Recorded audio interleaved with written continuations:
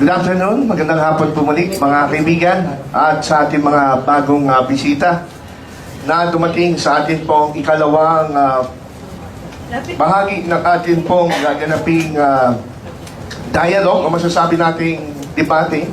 Hindi ho ito debate, debate talaga. Welcome sa ating mga suki. Ito yung mga suki na ka-sharing natin ito, di ba? Kaya po, sana ay panatilihin po natin ang kapayapaan ng Panginoon habang atin pong pinag-aaralan ang katotohanan ng kanyang salita at hinahanap natin yung sinasabing tunay na iglesia sa huling araw na ito. Bilang bahagi po ng aking pong pahayag, gusto ko pong i-share sa inyo kung ano po ang pananaw ng Seventh-day Adventist pagdating po sa tunay na iglesia sa huling araw. Kanina napakinggan natin na para po sa mga kaibigan natin na Roman Catholic, napakahalaga sa kanila ng tinatawag nating primacy of Peter and the succession of apostles na sila pong mga bishops ang naging successor para po magpatuloy hanggang sa pagdating ni Kristo ang tunay na iglesia. Ngunit sa konsepto po ng Seventh-day Adventist, ang konsept po ng tunay na iglesia, ito po ay umiikot po sa pamamagitan ng tema na tinatawag nating The Remnant Church. The Remnant Church. So, ano po ang official na pahayag ng Seventh-day Adventist? At ito'y babatay ko sa website na adventist.org tungkol po sa pananaw ng Seventh-day Adventist tungkol po sa Remnant Church. Ang sabi po rito, the universal church is composed of all who truly believe in Christ. But in the last days, a time of widespread apostasy, a remnant has been called out to keep the commandments of God and the faith of Jesus. This remnant announces the arrival of the judgment hour and proclaims salvation through Christ and herald the approach of the second advent. This proclamation is symbolized by the three angels of Revelation 14. It coincides with a work of judgment in heaven and results in a work of repentance and reform on earth.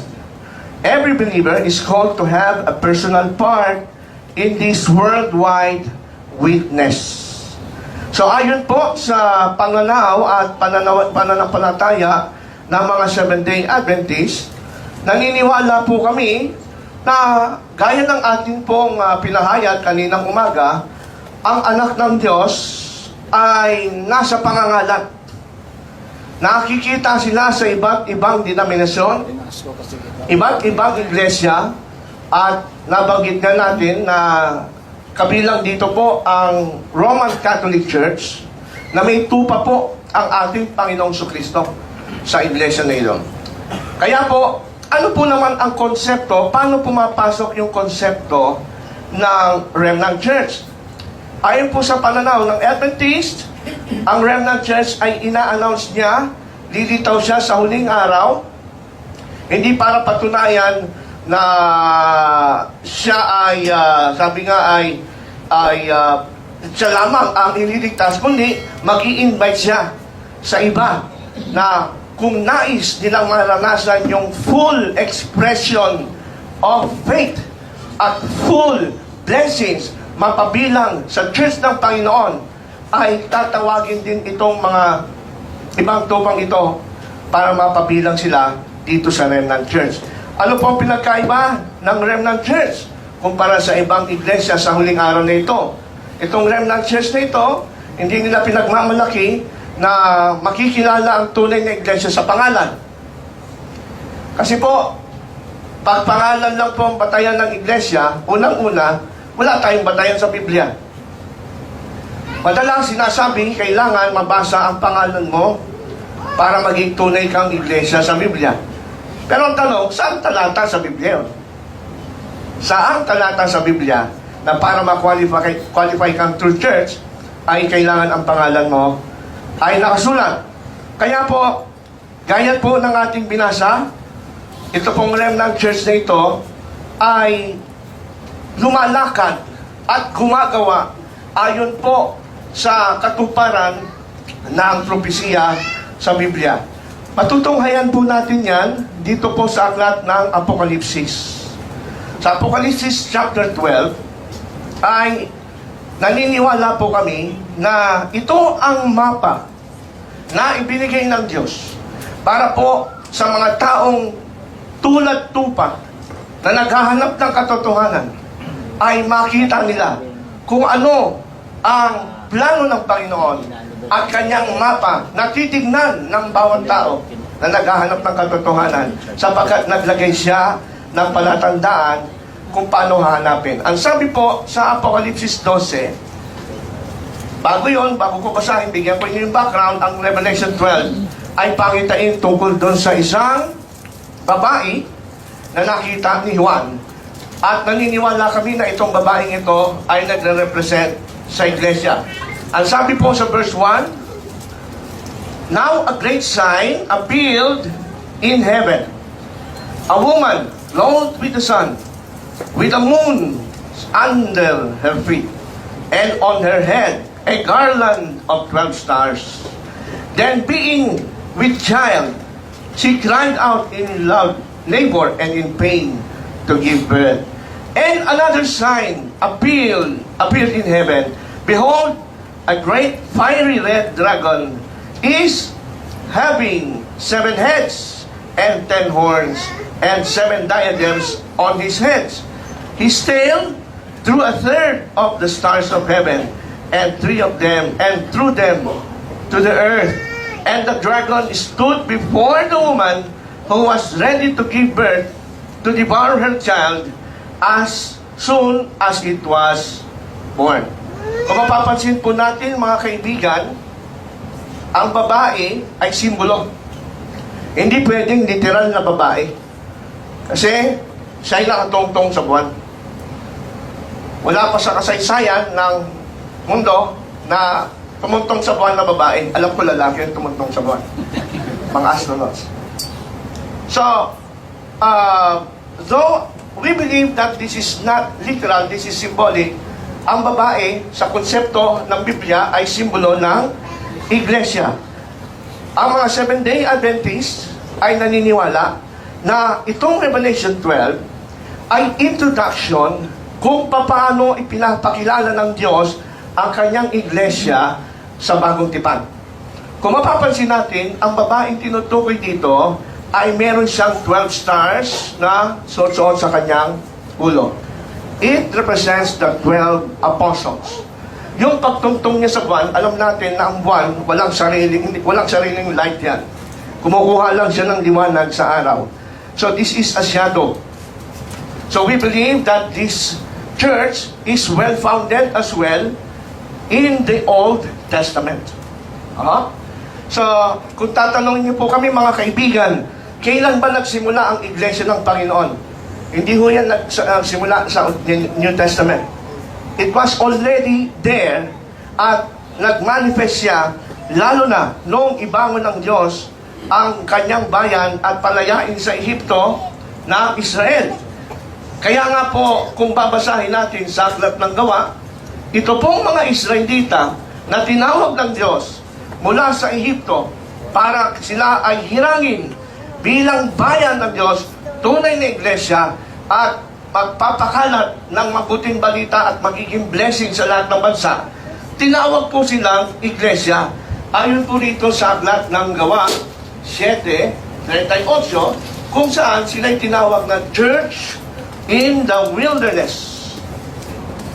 So ang Panginoon meron siyang iglesia sa Old Testament.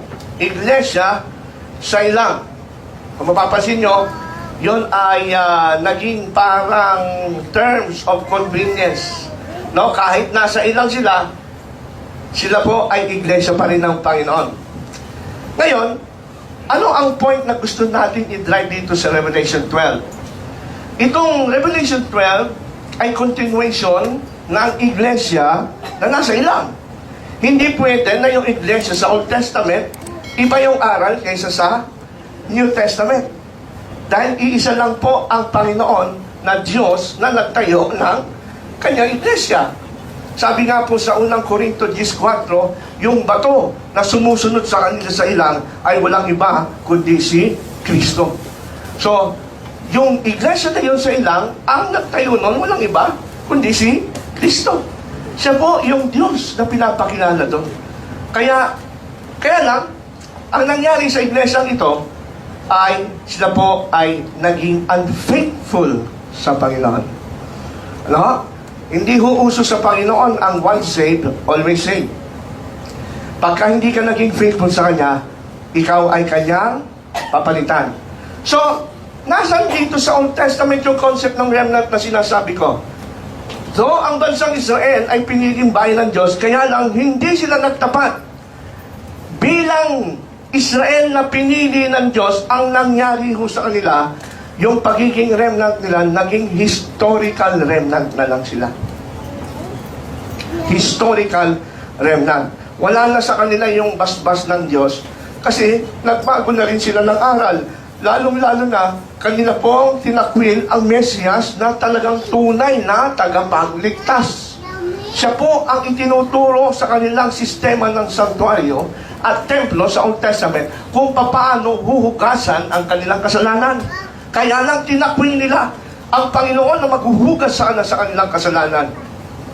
Kaya dahil yan, itong remnant church ng Panginoon noon sa Israel ay naging historical remnant na lang. Pero ito maganda.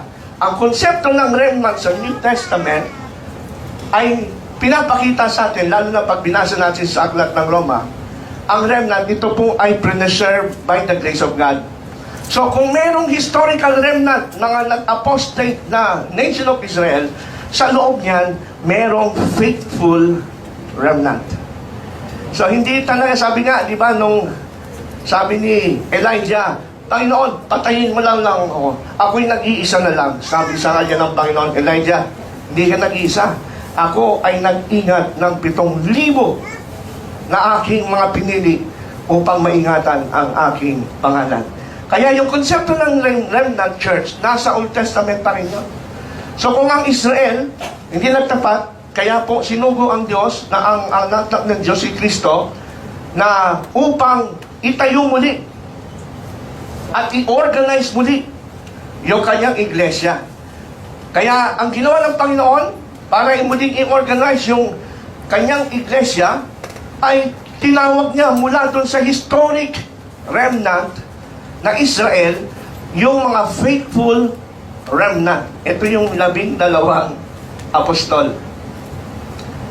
Kaya kung babalikan natin yung aking binabasa kanina sa Revelation 12, ang simula po na eksena ng Revelation 12, may binanggit na 4 isinilang. So ang setting nito is during Roman Empire, nung ipanganak ang ating Panginoong Kristo, panahon ni Maria. Merong church ang Panginoon nun. Kaya lang, kailangan ipanganak tong Mesyas para po magpatuloy at i-organize yung tunay na iglesia. Kaya kung mababasa natin, yung dragon na lumalarawan kay Satanas, hindi natutuwa. Kaya ang ginawa niya, yung bata, ayon sa Revelation 12, inabangan niya sapagkat gusto niyang patayin. At yan ay nakita natin sa kasaysayan sa Biblia. Sa panahon pa lang ni Herod, gusto niya ipapatay pa lang yung sanggol. From 2 years old pa ipapapatay niya. Pero hindi siya nagtagumpay. Pinapatay nila si Jesus, ipinako sa cross, pero nabuhay sa muli sa mga patay. Kaya kung babasahin natin sa Revelation 12, verse 3, andito yun, binanggit dito sa Revelation 12 yung nangyari yun sa ating Panginoon. And the child, as soon as he was born, she bore a male child who was to rule the nations with a rod of iron, and her child was caught up to be with God and His throne. So yung sanggol na si Jesus ay nakaligtas. So this is referring to the continuation of the church. So ano na yung nangyari? Hindi natuwa ang dragon kasi nakaligtas yung bata. Kaya muling inatake ni Satanas ang iglesia. Kaya ang sabi niya noon, iningatan ng Panginoon ng iglesia, at sabi niya noon, itinago siya sa ilang. Sabi sa verse 4, and the woman led into the wilderness where she has place prepared by God that they should feed her for 1,260 days. This is prophetic days. So, ayon sa prophecy ng Bible, one day is equivalent to 1 year. So for 1,260 years, itong iglesyang ito, ayon sa interpretation ng mga historicist Protestants, this refers to the Middle Ages or in Dark Ages, kung saan pinag-uusig, pinagpapapatay ng isang institutional church mula sa Roma ang mga Kristiyano, pero hindi nawala yung mga tapat na faithful remnant. Dahil faithful sila sa salita ng Diyos at hindi sila pinapabasa ng salita ng Diyos, but they are faithful not to the institution but to the Word of God. Dahil nagalit ang dragon, sinugapan ng babae, pero tinago siya ng Panginoon, iningatan siya during that time. Kaya naman, sabi sa verse 17, and the dragon was enraged with the woman, and he went to make war with the rest of her offspring, who keeps the commandments of God and have the testimony of Jesus. So yung dragon, hindi siya nabigo siya kay Jesus, hindi niya napatay. Yung dragon, nabigo siya doon sa babae, hindi niya napatay. Tinago ng Panginoon sa ilang. Kaya, ang sabi niya, verse 17, ang kanyang pansin ay binaling niya kanino?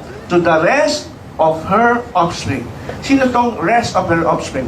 Ito yung remnant church in the last days. Naniniwala po ang mga historicists na yung 1,260 years nagsimula po ng 538 AD, nagwakas ng 1798, at yung therefore, yung remnant church nito lalabas to after 1798. Naniniwala kami na ito po ay natupad sa Seventh-day Adventist Church na bumangon noong 1844 na nagpapatuloy na lumago hanggang sa panahon ito, hanggang sa pagparito ng Panginoon. Bakit natin nalaman na ito yung Seventh-day Adventist Church? Kasi may description.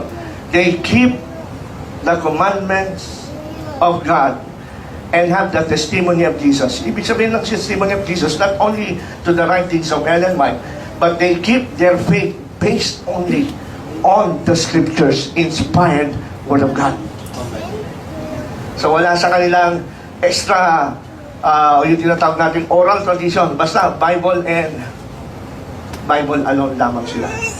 At ang sabi rito, itong church na ito na Remnant Church, makikita natin na sila po ay nagpatuloy lamang, pinagpatuloy lamang nila yung karakteristik ng tunay na iglesia ng Diyos mula pa ng una.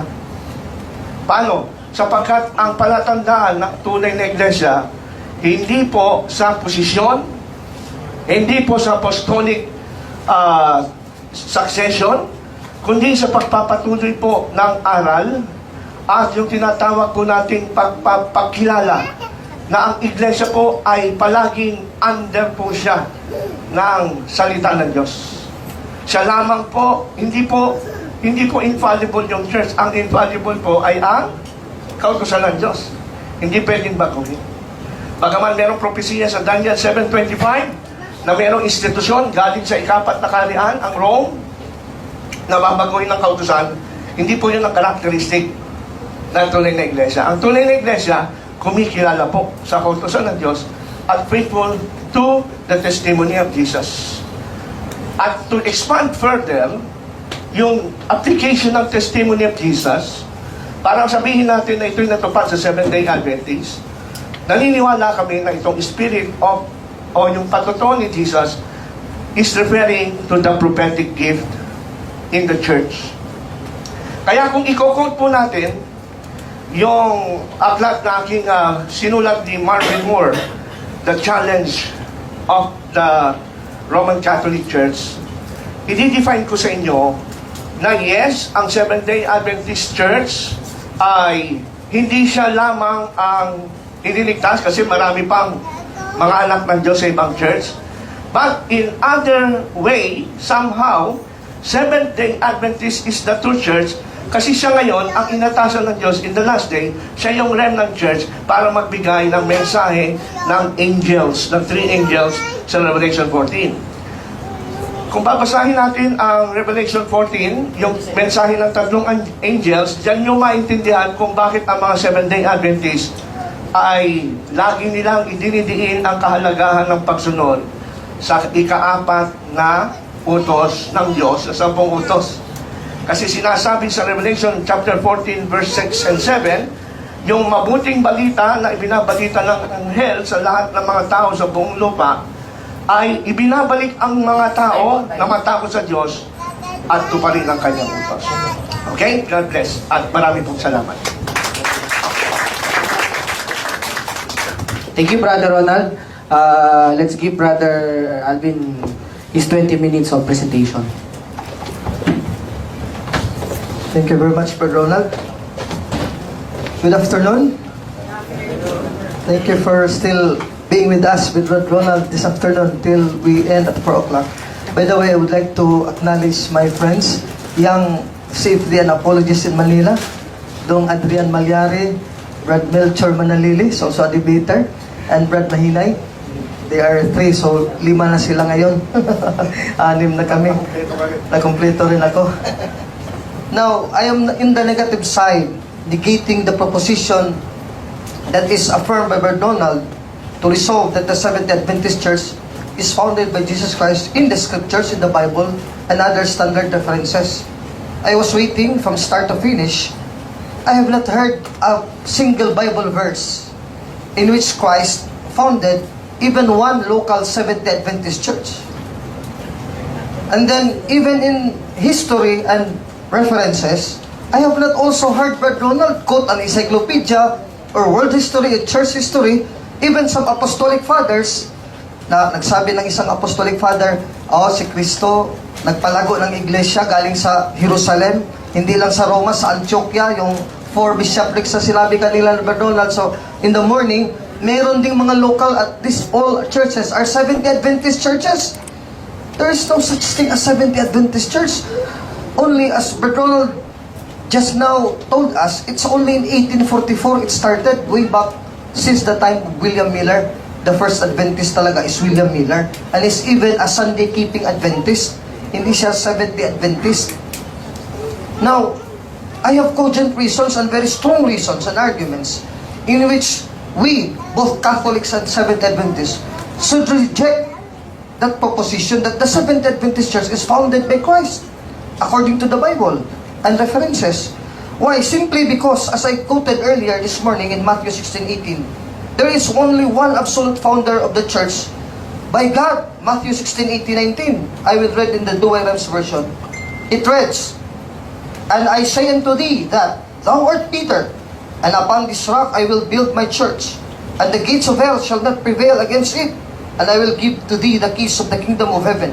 And whatsoever thou shalt bind upon earth, it shall be bound also in heaven. And whatsoever thou shalt loose on earth, it shall be loosed also in heaven." Matthew 16:18-19. Brother Ronald does not prove any continuity with Christ and Peter. Not even to connect the Seventh Adventists, he just quoted Revelation 12 without even relation to Matthew 16:18. That is very surprising. You try to affirm your church to be true, and you not even quoted Matthew 16:18. This is the first time I have heard a debater from a non-Catholic which does not quote Matthew 16:18, because for a fact, Iglesia ni Cristo, born again and other religions, they also love to quote Matthew 16:18-19. So it is a surprise to us. Why? Because simply, even Adventists know for a fact that Matthew 16:18 cannot apply to the Seventh-day Adventist Church. Why? Because even my friend here, Brother Ronald, affirms in their TV program, that the key founders of their Adventist Church is no other than Mr. and Mrs. James and Ellen White and Joseph Bates. O dito naman, the called, the chosen, God has always said a people, yung remnant na sinasabi ni Brother Ronald, by Adventist Ken McFarland. O dito, Ellen G. White above left, and with her husband, James, at above right, with Captain Joseph Bates below left, were the founders of the Seventh-day Adventist Church. Hindi sinabi, were the founders, local churches. I would like to challenge Brother Ronald mamaya in questioning, so you can prepare Brother Ronald. No, I'll have a bonus question to you because this is my first negative stand. Saan mababasa sa inyong standard books in Adventist books tulad nito na talagang payak statement, Jesus Christ founded the Seventh-day Adventist Church? Ang daming libro na sulat ni Mrs. White, walang nabasa kahit isa man lang phrase o statement. Brother and sisters Adventists, venerable brothers and sisters, That is an eye-opener for you.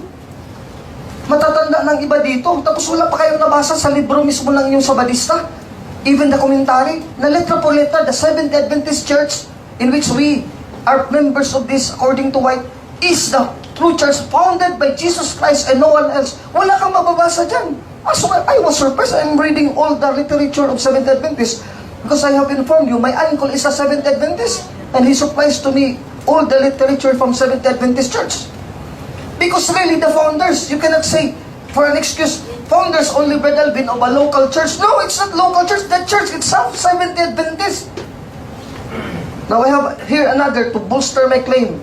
These are all Adventist references. SDA Layman's Movement, A Door of Hope for Laodicea.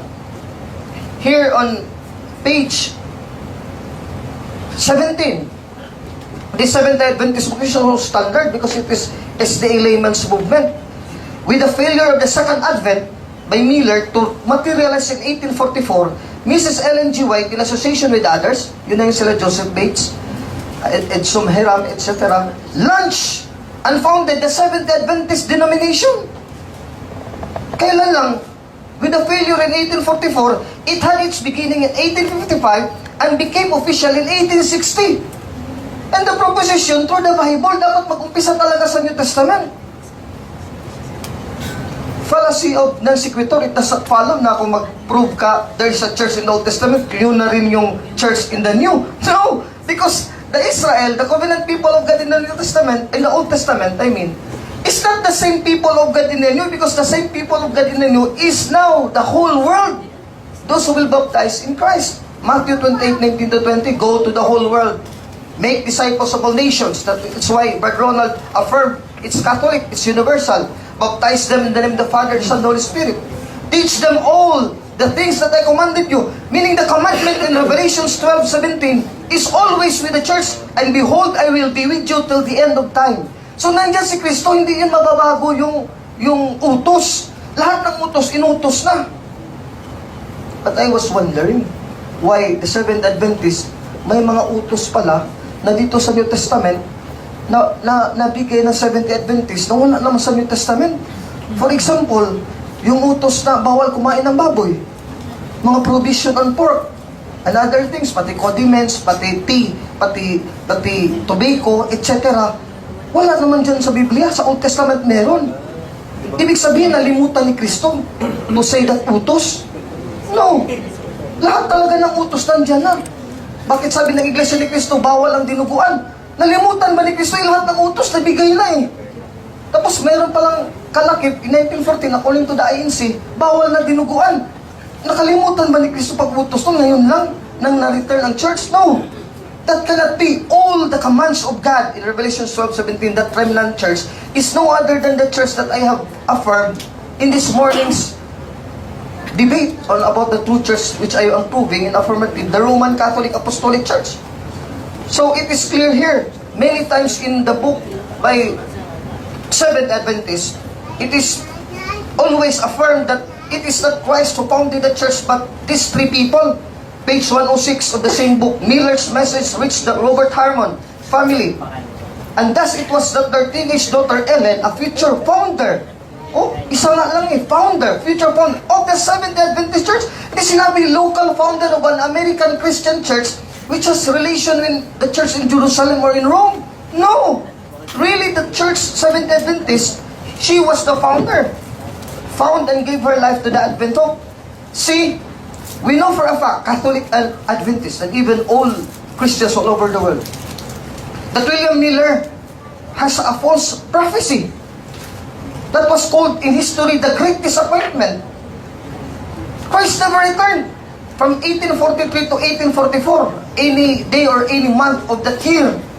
So, he was a false prophet. And now here, I have read here, Miller's message reached Robert Harmon family. And it was that their teenage daughter Ellen, future founder of Seventh Adventist Church, found and gave her life to the Advent Hope. So naniwala din si Mrs. White sa prophecy, false prophecy of William Miller. So if the father is a false prophet, then the daughter and sons of faith of William Miller are also false prophets. Please, venerable Adventist brothers and sisters, do not be hurt. Because this is only talking about the truth. Galatians 4:16, am I your enemy because I told you the truth? St. Paul says, Galatians 4:16. So in Isaiah 9:15 to 16, if the head is a false prophet, then the tail. If the father is a false prophet, the parent, then the daughters and the children are also false prophets. Isaiah 9:15.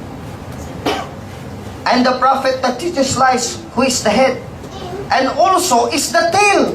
And they that call these people blessed shall cause them to err, and they that are called blessed shall be thrown down headlong. Isaiah 9:15-16. Do I Rems Bible? In Proverbs 29:12 to 13, if the leader believes in a lie, and the members also believes the leader, the lies of the leader, they are called by the Bible evil. So how can you be the righteous church, the holy church that is founded by Christ, if the scriptures tells that your leader believed in lies and is teaching lies, like Mr. William Miller? If the ruler or the leader listens to falsehood, and all his members and officials will be wicked. Proverbs 29:12 to 13. See? Now I was surprised, Seventh Adventist Church from 1863 up to now, 2017, they have not even canonized Mrs. Ellen Goodwhite, Mr. Joseph Bates, and Mr. William and Mr. White as saints. They don't even have saints. Kasi Brother Alvin, babalik pa si Kristo, we will be resurrected. Doon na malaman ang sinong saints. Is that so? Why is Peter and Paul already saints when they died? They are declared, they are already in heaven. Revelations 18:20. So you are not part with the saints in heaven. Do you mean? That is your doctrine that there is no soul yet in heaven. My God, that is false. In Revelations, Apocalypse 18:20, rejoice over her, said St. John the Revelator, thou heaven, and ye, holy apostles and prophets. So the prophets and holy apostles are already in heaven. They are the one commanded to be to rejoice, according to the word of God. For God hath judged your judgment on her. Apocalypse 18:20, Douay Rheims version. So you have no connection with these saints in heaven. Then you are not the true church. St. Paul also affirms what John said in Revelations 18:20. In Hebrews 12:22-23. This is the true church. Those people who are part of the true church in Matthew 16:18, promised by Christ, even the gates of hell shall not prevail against it. It portai infere, non prevalebant adversus iam. Matthew 16:18. Nandoon na sa langit ngayon because when they die, only the body dies. The soul and the spirit goes to heaven to be with God. Hebrews 12:22-23. But you are come to Mount Zion. This is now the new Israel, the new Zion. Where? In heaven. And to the city of the living God. The heavenly Jerusalem. Hindi na yung lumang tipan pa. Tapos naging karugtong kayo ngayon sa bagong tipan. No. And to the company of many thousands of angels. And to the church of the firstborn who are written in heavens. And to the God of the judge of all. And to the spirits of the just men made perfect. Hebrews 12:22-23. So this is the firstborn church, Matthew 16:18. The church founded by Christ. The apostles, they already died. The prophets in the New Testament church. The saints, now they are in heaven. Their spirits are made perfect. In heaven, this is the general company. Kung sa Tagalog Bible, dito sa Tagalog, pangkalahatang tigom o tipon, pagtitipon ng iglesia ng mga panganay. Ibig sabihin, yung Catholic saints are in heaven. There is no Adventist here. The claim by Bert Ronald is fallacy of assumption and probata. You just quote Bible verses and claim, I am the church. That is also being used by other religions. Jehovah's Witness, they also quote verses. Revelations 12:17, we are also the remnant church. Even the church of God. Anybody could claim that. But that does not prove anything. Assumption and probata. You must connect in history, in the church fathers, in standard differences, world history or church history. Connect what is written in the Bible. Just what I have done earlier this morning. I connected the Ecclesias Catholicos in Acts 9:31 to the Roman Church, which spread throughout the whole world. Romans 1:8, in fulfillment of the prophecy of Christ in Matthew 21:43, that the kingdom of God will be taken away from the Jews and given to a nation that will bear its fruit, and that the Roman nation bear its fruit. Romans 1:11-13. I have read earlier this morning. And Brother Ronald have no connection. Why in America? From Jerusalem, ang layo, ang Roma, mas malapit pa, nasa Biblia eh. Sa inyo, hindi ba kayo nag-wonder? You doubt against the Catholic Church sa Rome, Jerusalem, and then sa inyo, at the end of the world, sa dulo. You see the globe? Rome is opposite and Jerusalem opposite to America in the globe. Nasa likod yan. And you did not doubt your church, and then it arrived 1863. Now, you should doubt your church. Brother Ronald has not, he said, it's not about the name of the church. No! I object. I quoted Isaiah 56:7. Thank you very much. And Christ quoted it verbatim in Mark 11:17. My house, meaning the temple, the church. 1 Timothy 3:15, the church of the living God, the pillar and bulwark of truth, shall be called a house, a church, to all nations, meaning universal Catholic. And Brother Ronald did not object to that. It will be called not Adventist, because Adventist is an event. Advent is an event. It's not the people. You are just like on a level with the Pentecostal church. Pentecost is a feast of the church and of old Israel. And then, since you are from there, you claim to be Pentecostal to prove that you are the church founded in the day of Pentecost. That does not prove anything. Because the Christians in the New Testament, even though they are there in Pentecost Sunday, they were not Pentecostals because they were not called by that name. Even the Apostolic Fathers, and even until 1910. And would you believe that you're a Pentecostal church? Kalaban niya ng Seventh-day Adventist kasi Seventh-day ka nga. How can you claim to be a Pentecostal church from the Pentecost Sunday when you are Seventh-day Adventist? That is a hard pill to swallow by Seventh-day Adventists. Are you a Pentecostal church? No, we are, because we are Seventh-day Adventists. We are not on Sunday keepers. We do not keep Sunday, Pentecost Sunday. We do not celebrate that with our church. So that proves that you are not the church who was given birth by the Holy Spirit on Pentecost Sunday. That means you are not the true church, no matter how you claim. Many Bible verses, Revelation 12, doesn't prove anything. Fallacy of non-sequitur, it does not follow. Meaning you are persecuted. When was the Seventh Adventist Church in 1863, when it was organized, it was persecuted by the Roman Church? No! Actually, during that time, they were attacking the Roman Catholic Church, and the Roman Catholic Church is very silent, not even answering the attacks of the Adventists.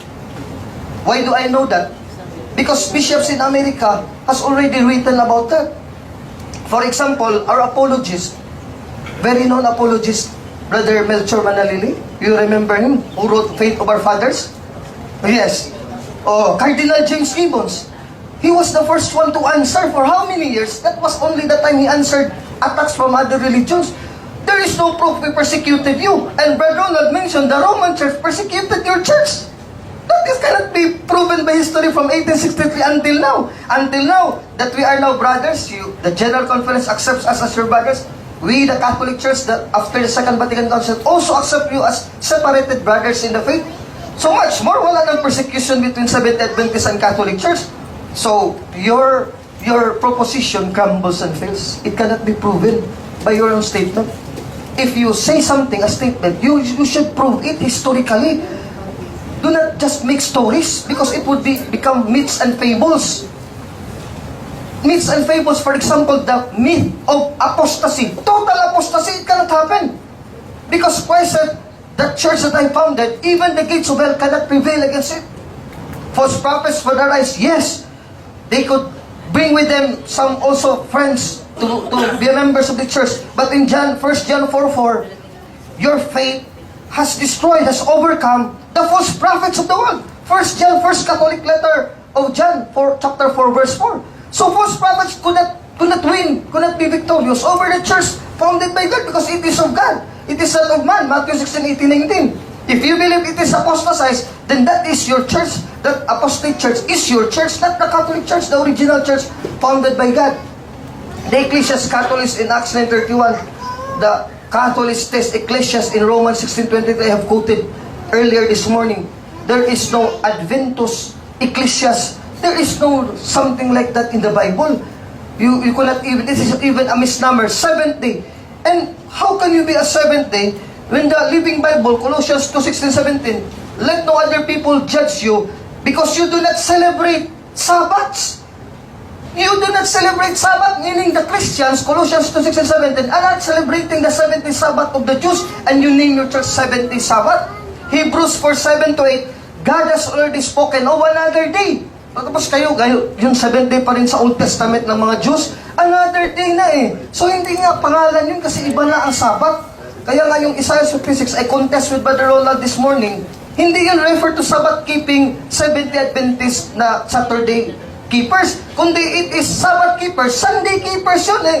Majority of Christians are Sunday keepers, they are also Sabbath keepers.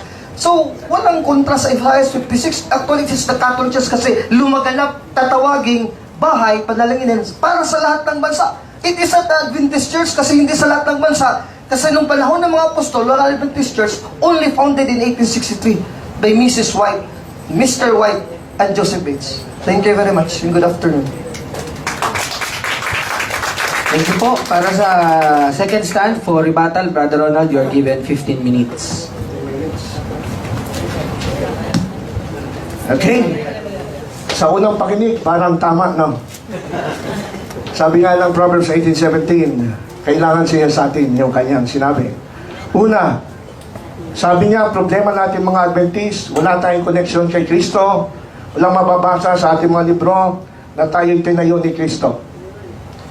Kasi po, ang mali doon, sinusukat nila tayo sa kanilang maling panukat. Kailangan meron ba tayong connection, nakalagay, nakasulat? Hindi ho. Paano ho tayo nakonect kay Kristo? Nakakonect tayo kay Kristo, ayon sa Juan 7:17, ang sabi ni Kristo, sapagkat makikilala nyo ang gumagawa ng kalooban ng Diyos sa kanilang turo. Yun. Hindi pala sinabi ni Kristo, makikilala nyo kung sila ay merong early history nakakonect kay Pedro. Hindi ganon. Kasi apostolic succession is not a guarantee. Maging yung tiniwalagan nilang church noon sa Greek Orthodox Church, sa Eastern, yung mga Eastern Church, meron din silang version ng apostolic succession. So, dalawang version ng apostolic succession. Ang Anglican Church meron din version ng apostolic succession. Tatlo na ang apostolic succession. Sino ngayon sa kanilang tama? So may problema pag sa apostolic succession. Kaya yun, hindi ang ginawang batayan ni Kristo na hahanapin mong connection mo kay Kristo. Ang sabi ni Kristo, ulitin ko, Juan 7:17, makikilala sa turo. Ano sabi doon sa Judas 3? Na inyong ingatan ang pananampalataya na minsan magpakailanman ay ibinigay sa mga banal. So, alin magpapatuloy? Yung apostolic succession na yung turo? Yung pananampalataya ang magpapatuloy. Kaya nga po, paano nagpatuloy yan? Kasi yung Bible natin, nagpapatuloy. Iningatan po yan. Kaya yung sinasabi niya, hindi nakakapasa yung kanyang standard na pagpilit ipinapasa sa Adventist, kailangan may connection kay Kristo. Through hindi na namin kailangan niya kasi alam namin na ang turo ni Kristo nakasulat na sa Biblia. Mali ang application niya sa Matthew 16:18. Sabi ni Kristo, upon this rock I will build my church. Tutol ba tayo ron? May tutol doon eh. Upon this church I will build my church. Ngayon, kung atin pong kukunin yung mga early church fathers interpretation, based din sa kanilang understanding, hindi angkop sa interpretation ng Roman Catholic. Ang sabi nila doon, yung rock o yung bato na pagtatayuan ng iglesia is none other than the confession of Peter, which is Christ is the Son of God. Doon itabase, doon itatayo ni Kristo ang iglesia, doon sa confession of faith ngayon ni Peter. Tandaan nyo, Matthew 16, ang problema sa Roman Catholic apologists, they don't know how to use context. Marunong silang selective, talon dito, talon doon, tagpit-tagpit. Ang Matthew 16, ang topic doon, si Jesus. Nagtanong si Jesus, sino ba ang akala nyo? Sa akala ng mga tao, sino ako? Ba yun ang tanong ni Jesus? Tapos si Pedro lang sumagot, ikaw ang Kristo, ang anak ng Diyos. Papaalam ka, Pedro. Hindi sa iyo sinabi yun, laman at dugo. Sinabi sa iyo yan ng Diyos sa langit. Kaya sabi ng Panginoon, sinasabi sa iyo na ikaw ay Pedro. At sa ibabaw ng batong ito, yung batong ito, yun yung confession ni Pedro. So paano kami nagkaroon ng koneksyon kay Kristo sa itinayo niya iglesia? By confessing that Jesus Christ is the Son of the living God. So kung tatanungin tayo, anong connection niyo sa Matthew 16:18 mga Adventist? Ang connection namin, because we confess the same confession that Peter confessed. Amen? So dahil doon nagkakaroon tayo ng connection sa iglesia, hindi kailangan ng tradisyon na kailangan nakakonect ka doon sa... May problema nga yung connection ng apostolic na yan, na lang. Kaya sana po maintindihan nyo ang subject si Kristo. Kaya yun po ang connection ng Seventh-day Adventist Church sa church na ito ni Jesus. Now, ang founder daw natin si Ellen White, wala naman tayo doon sa salitang founder eh. Nakakaproblema lang doon sa umuunawa. Kahit si Pablo, unang Corinto 3:18, sabi niya, ako'y gaya ng isang matalinong tagapagtayo. Si Pablo tagapagtayo ng iglesia. Ang hindi niya tinatayo, yung, sabi niya, yung cornerstone, which is Jesus Christ. Yung turo ni Kristo, hindi niya papalitan yon. Pero yung turo na ito ni Kristo, the same confession made with Peter, doon niya itatayo yung kanyang iglesia. Mentas maraming tao naniniwala doon sa confession ni Peter, siya po ay natatayo doon. Kung sumampalataya kayo na si Jesus ang Son of the living God, kayo po'y nagiging bahagi ng iglesia ng Panginoon. Without connecting to Rome, sa diocese ng Rome. Hindi ko nga alam eh. Hindi niya sinagot kanina yan, yung diocese ng Rome. Now, ibig ba sabihin nito, wala daw ba tayo kasi nabasa ng local church daw yun? Problema, dapat, hayaan tayo ang magpaliwanag kasi tayo nag-publish ng books na yun na nakalagay. Ellen White are the founders. Tsaka hindi lang si Ellen White ang founders, binasa mo naman, marami sila. Ang tinayo nila yung local church, kagaya ni Pablo. Masama man magtayo ng local church, wala. Yung local, as long as the local church ay connected kay Kristo, based on the confession of Peter. Okay? So sana maintindihan natin yan. Now, sa 12:17, yun daw utos na yun ay hindi panibagong utos. Yun ay kahit anong inuutos ng Panginoon na sinusunod. Yun ang problema. Pag hindi tayo marunong magbasa ng konteksto, hindi mo alam kung ano yung utos na pangahawakan at paniniwalaan ng Remnant Church at 12:17. Pagpapasahin natin yung introduction ng Romans chapter 12, ang introduction na nagsisimula sa Revelation, hindi sa Romans 12, Revelation 11 verse 19. Ano nakalagay doon? Nakita ni Juan na buksan ang templo ng Diyos sa langit at napakita ang kaban ng tipan. Ano yung nasa loob ng kaban ng tipan? 10 utos. Kaya nung matapos makita yung kaban ng tipan, andun 10 utos, tsaka ngayon ipinaliwanag yung babae na inusig ng dagon at yung Remnant Church na sila'y tumutupad sa utos. So connected sa 10 Commandments yun. Hindi sa kung ano-anong utos. Yan ang problema.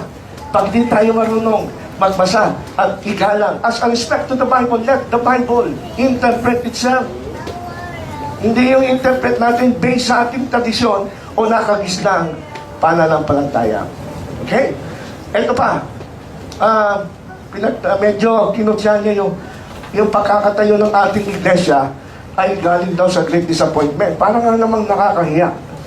Parang nga namang nakakahiya naman kayo samantalang si Kristo tatayo sa bato, hindi mamamatay ng gates of Hades.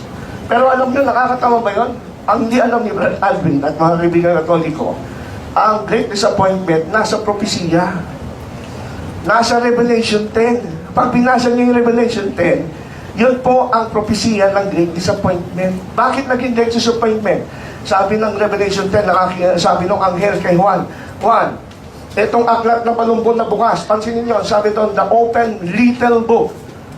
Based sa interpretation ng mga historicists, kahit the Adventists, they believe that this is referring to the book of Daniel. So darating ang panahon, mauunawaan natin ang propesiya ni Daniel. At yun po ang pinakaunang pinag-aralan ng grupo nila William Millerites noong panahon na yun.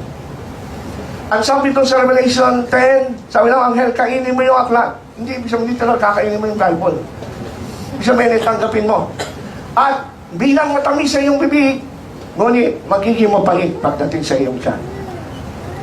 So anong sabihin nun? Ipapangaral ng grupo ng mga sinaunang, mga Adventist, Yung mabuting balita na si Kristo malapit na dumating, that is good news, kaya matamis sa bibig eh. Pero ano nangyari? Hindi dumating si Jesus, ayon kay Miller, October 22, 1844, na-disappoint. Tama yun, mali yung event. Kaya sabi nung ni Juan, sa Revelation 10, naging mapangit sa tiyan. And that represents the great disappointment. Nakakatawa ba yun? Hindi. Pag binasa nyo, continuously hanggang Revelation 11:1, sabi ng Panginoon, ikaw ay humula muli. Ginamit pa sila muli ng Panginoon para ipagpatuloy ang pag-aaral, lalong-lalo na tungkol doon sa tinatawag na pagsusukat ng templo. Kaya, yan po ay blessing in disguise. Hindi po nakakahiya yung disappointment na yon para sa aming mga Adventist. Ngayon, sabi ni Brad Alvin, si Mrs. White daw hindi natin kinanonize na saint man lang. Ba't meron ba tayong gano'n? Wala ko kung gano'n sa Adventist na canonization of the saints. Kasi ang paniwala ng Adventist based sa Bible, kahit nasa lupa ka pa lang, you can be saint in Christ. Amen.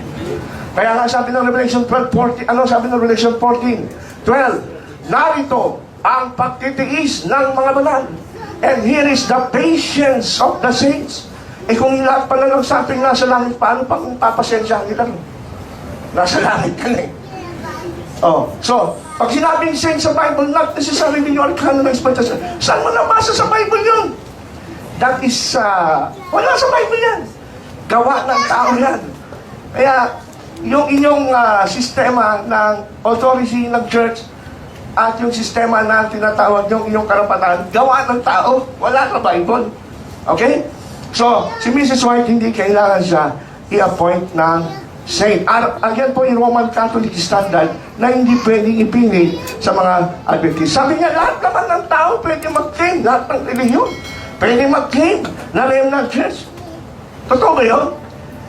Lahat ng tao pwede mag-claim, pero pag sinukat mo, based sa Revelation 12:17, may palatandaan yung remnant church. Ano palatandaan? They keep the commandment and the testimony of Jesus. Tanong, did they keep the commandment? No, they changed the commandment. They do not keep it. They abrogate the commandment. Sinasabi niya, Sabat din naman ang Sabado. Tanong, saan ba galing yung salitang Sabat? Sa Latin yan ay Sabato. Sa Greek, Sabaton. Sa Kastila, Sabado. Sa ating salita, Sabado. Pag tinignan mo sa kalendaryo, pareho ba yung Sabado at Linggo? Sa kanya pareho. Kay Brad Alvin, pareho yung Sabado at Linggo. Kailan naging Sabado ang Linggo at kailan ang Linggo ang Sabado? Kahit tignan mo sa kalendaryo mo, magkaiba yan. Brad Alvin. Kaya hindi mo pwedeng ipilit, sabihin na kami ay tumutupad dyan sa Isaiah 56:7 na kami ay nangingiling ng Sabat. Hindi kayo yan. Binago nyo nga yung Sabat eh. No. So pagka mapapanayan mo na yung Sabado ay Linggo, siguro tama ka. Okay? Gusto ko nang idiin dito yung inulit nito kanina umaga na hindi daw tayo true church kasi hindi tayo nagse-celebrate ng birth ng church. Tanong, sino nagputos yan? Nag-celebrate mo yung birth ng church? Inutos ba ni Jesus yan? Meron bang thus saith the Lord?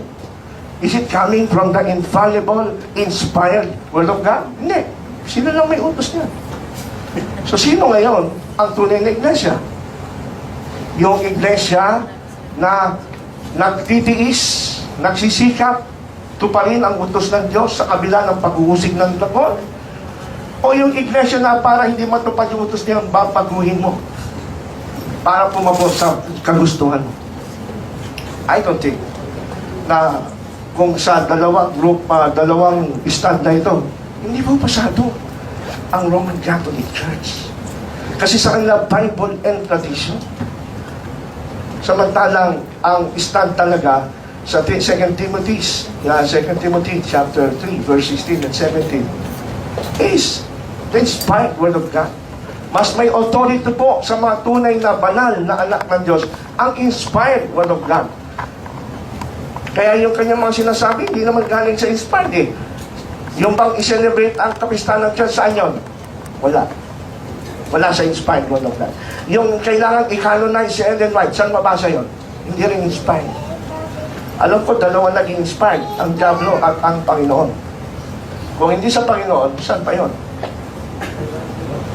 Kaya pipili tayo, madali lang pumili. At andito nga, ulitin ko.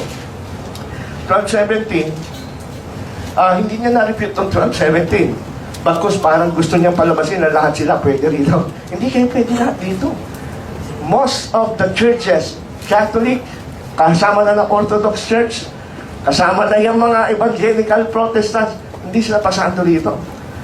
Marami akong mga references, mismo mga Protestants, ina-admit nila na wala sa Bible yung Sunday.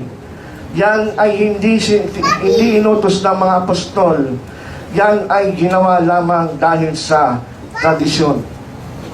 Eh, sinasabi niya na mayroon ng ibang araw sa Hebreo. Hindi ibang araw yun. Pag binasa mo yun, it's spiritual day, hindi literal day, Sunday yun. May natitira pa kang araw para, may natitira pa kang pamamahingang Sabat para sa bayan ng Diyos. Alam niyo, yung ginamit kong pinanalo ko kay Perion noon? Nung nagdebate kami ni Perion, kaya ngayon yung nagpapastor na ng Adventist, yung Hebrews 4:17, Sabbath, the 7th-day Sabbath. Thank you, Brother Ronald. So, maganda po po ating mga pag-uusap. Bago po tayo dumako sa cross-examination, break tayo ng 1 to 2 minutes. Mag-CR muna kayo, relax.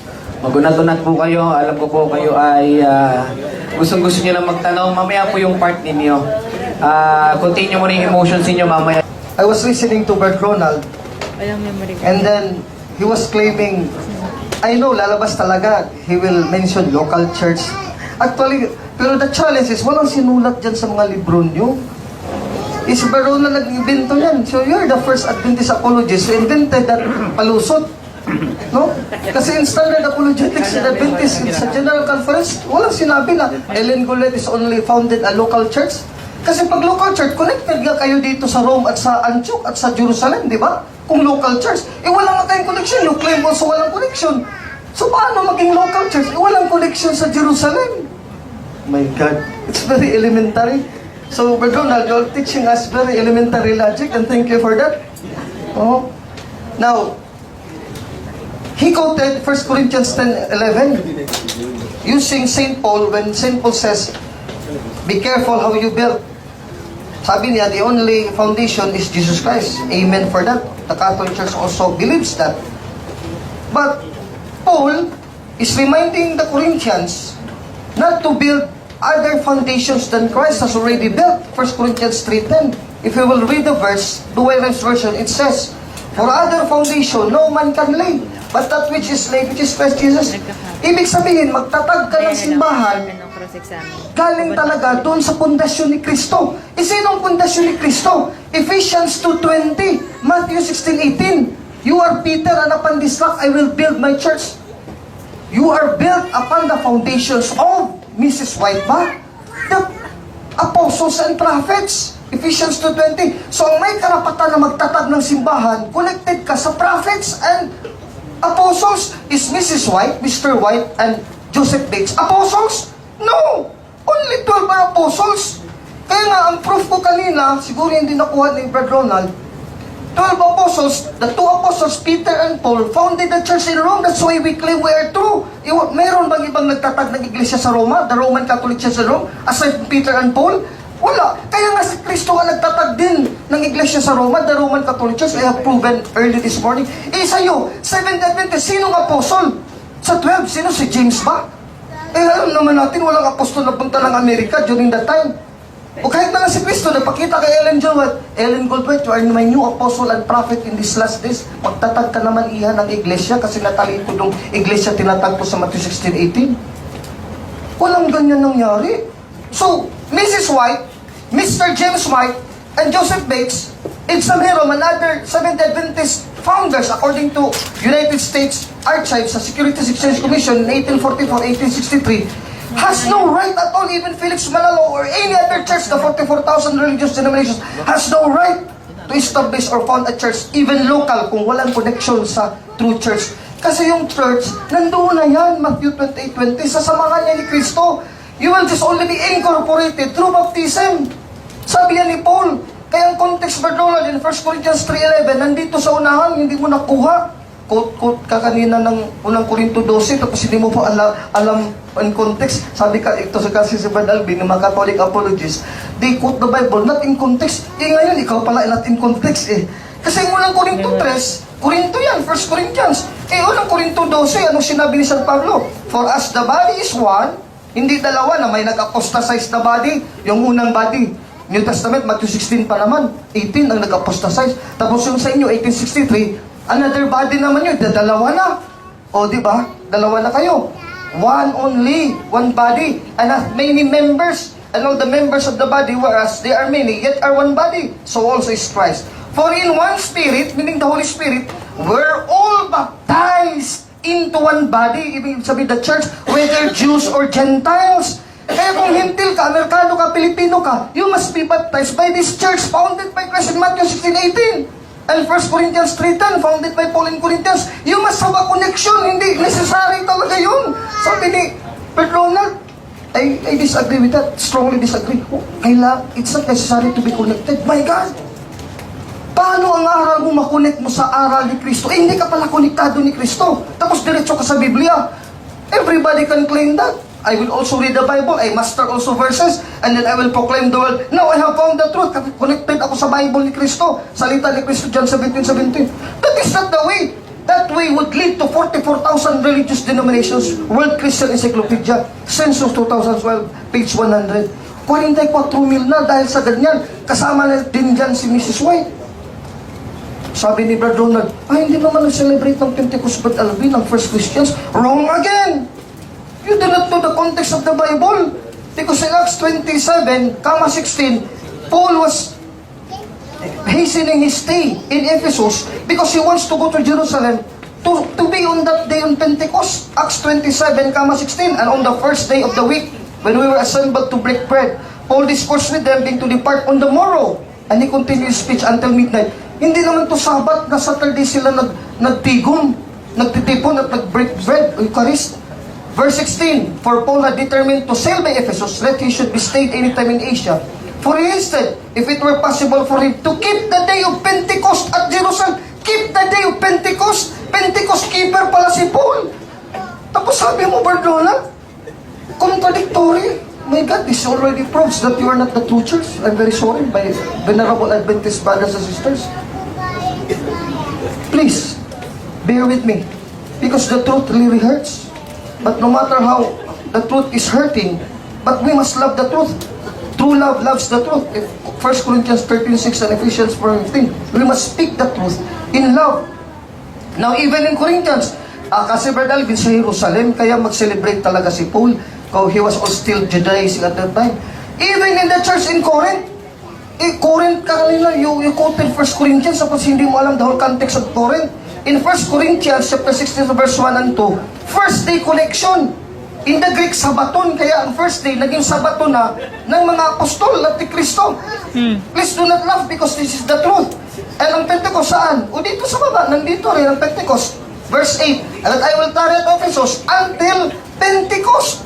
So kahit sa Epheso, it is already a Gentile area, a pagan area, not a Jewish. Paul is also celebrating the first day of the week, 1 Corinthians 16, 1-2, verse 8, also Pentecost, kaya nga Pentecostal Hindi pangalan Pentecostal Church, pero it was the church who celebrated Pentecost.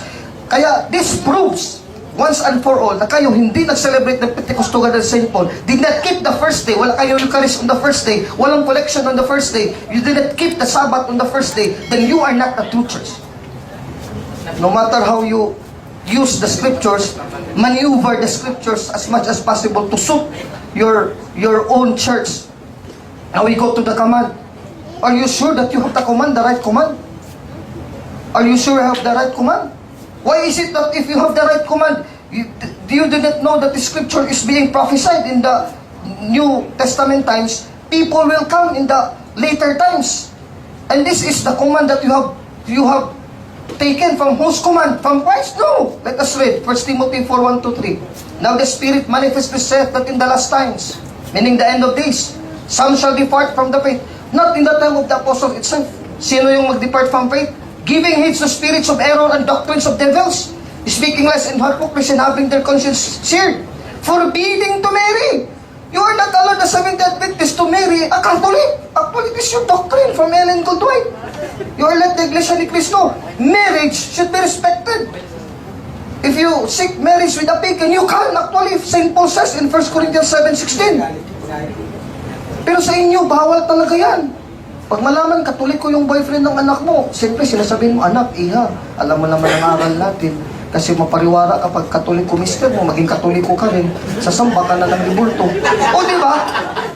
Pero wala kaming doktrina na sasamba ng ribulto. Kaya bawal eh. Sino nagbawal? We should not laugh about this because this is a very serious matter. Forbidding to marry, to abstain from it. Oh, which God has created to be received with thanksgiving by faithful, by them that have known the truth. Eh, itong libro na ni Mrs. White, oh, The Ministry of Healing, page 272 to 272, maraming bawal, pork, alcohol, kahit konti, palang total bawal, 100%. Kahit konti, wala sabi dito. Abstain from alcohol, walang porsyento dito. Pero sa Bible, 1 Timothy 6:23, use a little alcohol. Eh si Kristo gumawa ng wine to let the celebrant of the marriage in Cana, John chapter 2 verse 1 to 11, they also drink wine. Because in Sirach 36:25-26, a feast cannot be happy without a little wine. You see, the Bible is against the Seventh Adventist. And this is the command that you have affirmed. That is not the command of Christ, that is the command of the devil. Last 5 minutes, thank you very much. Now, again, the main argument to that Brother Ronald, even I am in the negative now, should destroy, is that he should affirm that Mrs. White is also a apostle according to Ephesians 2:20 para bigyan siya ng karapatan na magtatag ng local church. Kasi pag hindi siya apostol, wala siyang karapatan. O paano kayo, Brother Alvin, patay ng mga apostol, bakit nandito kayo? Kasi sabi ko nga kanina, yung connection. O, napapasi dito, binuklat ko 267 Pope na from Peter. Yun nga kasi saan ka magpapabinyag kung wala yung simbahan, wala na apostasas sa talikod, doon naubos may persecution. Sino magbabaptize sa iyo in 1 Corinthians 13:14? Wala. It cannot happen because Christ said, I will be with you till the end of days, Matthew 28:20. And thus it is exact and it will always be true till the end of time. Hindi yan mawawala. 1 Timothy 3:15, the church is the pillar and bulwark of truth. Tapos total apostasy, nag-teach ng error and heresy. Paano pa mag-defend ng truth? Wala na palang truth. Anong truth daw yung Bible? Kaya nga, defender of the truth is the church. Kung natalikod ng church, sino nang mag-defend? Di wala ng church. That cannot happen. That is an impossible dream. To dream an impossible dream. To fight an unbeatable foe. To fight the Catholic Church is unbeatable. I tell you, my friends, so better you convert to the Catholic Church. Pag lalabas ka sa Babylonia, lumabas kayo sa Babylonia, pahayag 18:1 hanggang 4, saan kayo babalik? Dito, papasok kayo sa 1 Peter 5:13. The chosen church in Babylon, the chosen church in Rome, led by Peter. Wala kayong ibang option to go to the Catholic Church, the Church of Rome. Even Mrs. White in the Great Controversy, page 432, says that the Roman Church, the Catholic Church, the Romanist, the Church of Rome, it's the same entity, it's the same church, has real Christians within it. So yung real Christians, palabasin mo, pagiging Adventista, i-real na nga eh. Kaya kung may real doon ka pumasok, pag yung real Christian ka rin, sabi ni Mrs. White. Great Controversy, page 432. So now, you have not proven anything, Brother Ronald, I'm sorry to tell you. And your argument falls and falters miserably. It was demolished by me. Turned into dust. Dugmok yun. Bungkang. Sira talaga. Bakit? Walang karapatan kahit sinong tao. Kasi nga apostol lang. Sabi dito ni Dr. Nida, Translator's Handbook on the Post Letter to the Ephesians, ang commentary on Ephesians 2:20, ang definitive article na apostles or prophets, meaning no other prophets but yung apostle din. Kayong 12 apostles, one definitive article na, the same as the prophets, the 12 apostles are the 12 prophets in Ephesians 2:20. So no other. Si Cristo Church, chief cornerstone, 12 apostles na pillar, 12. Tapos dadagdagan mo pa kay Ellen Goldwyn, 13 na. Mas magaling ka pa ni Cristo at ng mga apostol, my God. That is blasphemy of the highest degree. Hindi mo nga kinonfirm na ikaw yung Antichrist, pero yung gawain mo, nagtatag ka na sa sariling iglesia, sabi mo, founder ka ng simbahan mo, hindi ka na nahiya, nagturo ka sa lahat. You are already an Antichrist with that. You attack the saints. You see? Sabi ni Brother Lord, hindi naman kagawain ni Brother Alvin to canonize. Kahit man lang hindi canonize, just to call Ellen Goldwhite a saint. Kasi sa Isaiah 4:3, they shall be named saints in the time to come. Isaiah 62:12, the people shall be called holy. Tawagin talaga yun. Romans 1:7, holy people. Kayo sabi nyo, sa buhay pa kami, Brother Alvin, holy. Pero patay na, hindi na matawag holy. Oh my God. Brother Adventist, I've heard this argument from my father debating with my uncle. Pagpatay na tayo, holy lang sa buhay pa, sa lupa. Pagpatay na, hindi na holy. Dapat sana i-declare talaga na si Ellen Goldwhite, our prophet, founder, prophetess, spirit of prophecy, is now Saint Ellen Goldwhite. Wala man lang, Peter is saint already.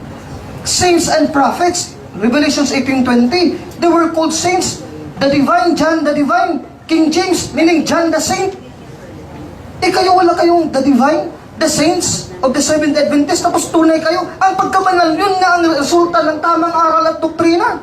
That is a vague term and ambiguous to say, I have the doctrine, but Alvin, it still needs to be debated. I am not afraid to debate about Sabbath. I'm not afraid to debate Ellen Goldwhite and the primacy of Peter, or the papacy, or hell and heaven, or any doctrine that we are different. That is still to be proven. That is fallacy of assumption and probata. You just claim the verse, Revelation 12:17, connect it with John 7:17, and claim that you have the teaching. It still needs to be proven. It's not a forum to prove your argument. Thank you very much. Thank you, Brother Alvin. So it's time for cross-examination. Since negative si Brother Alvin, he will cross-examine Brother Ronald. I just want to remind you po na kapag nagtanong po kayo, halimbawa po Brother Alvin, kayo po na magtatanong kay Brother Ronald, let him give time to answer your question in 1 minute. So yung cross-examine natin is 10 minutes, consume the time. So pag halimbawa nagbigay na ng hudyat si Brother Ronald na tapos na siya, kahit hindi niya ma-consume yung 1 minute, then go to another question. So 10 minutes, okay na ba? Time? Sige po, 10 minutes. Ano po yung 1 minute na question, Brother Ronald?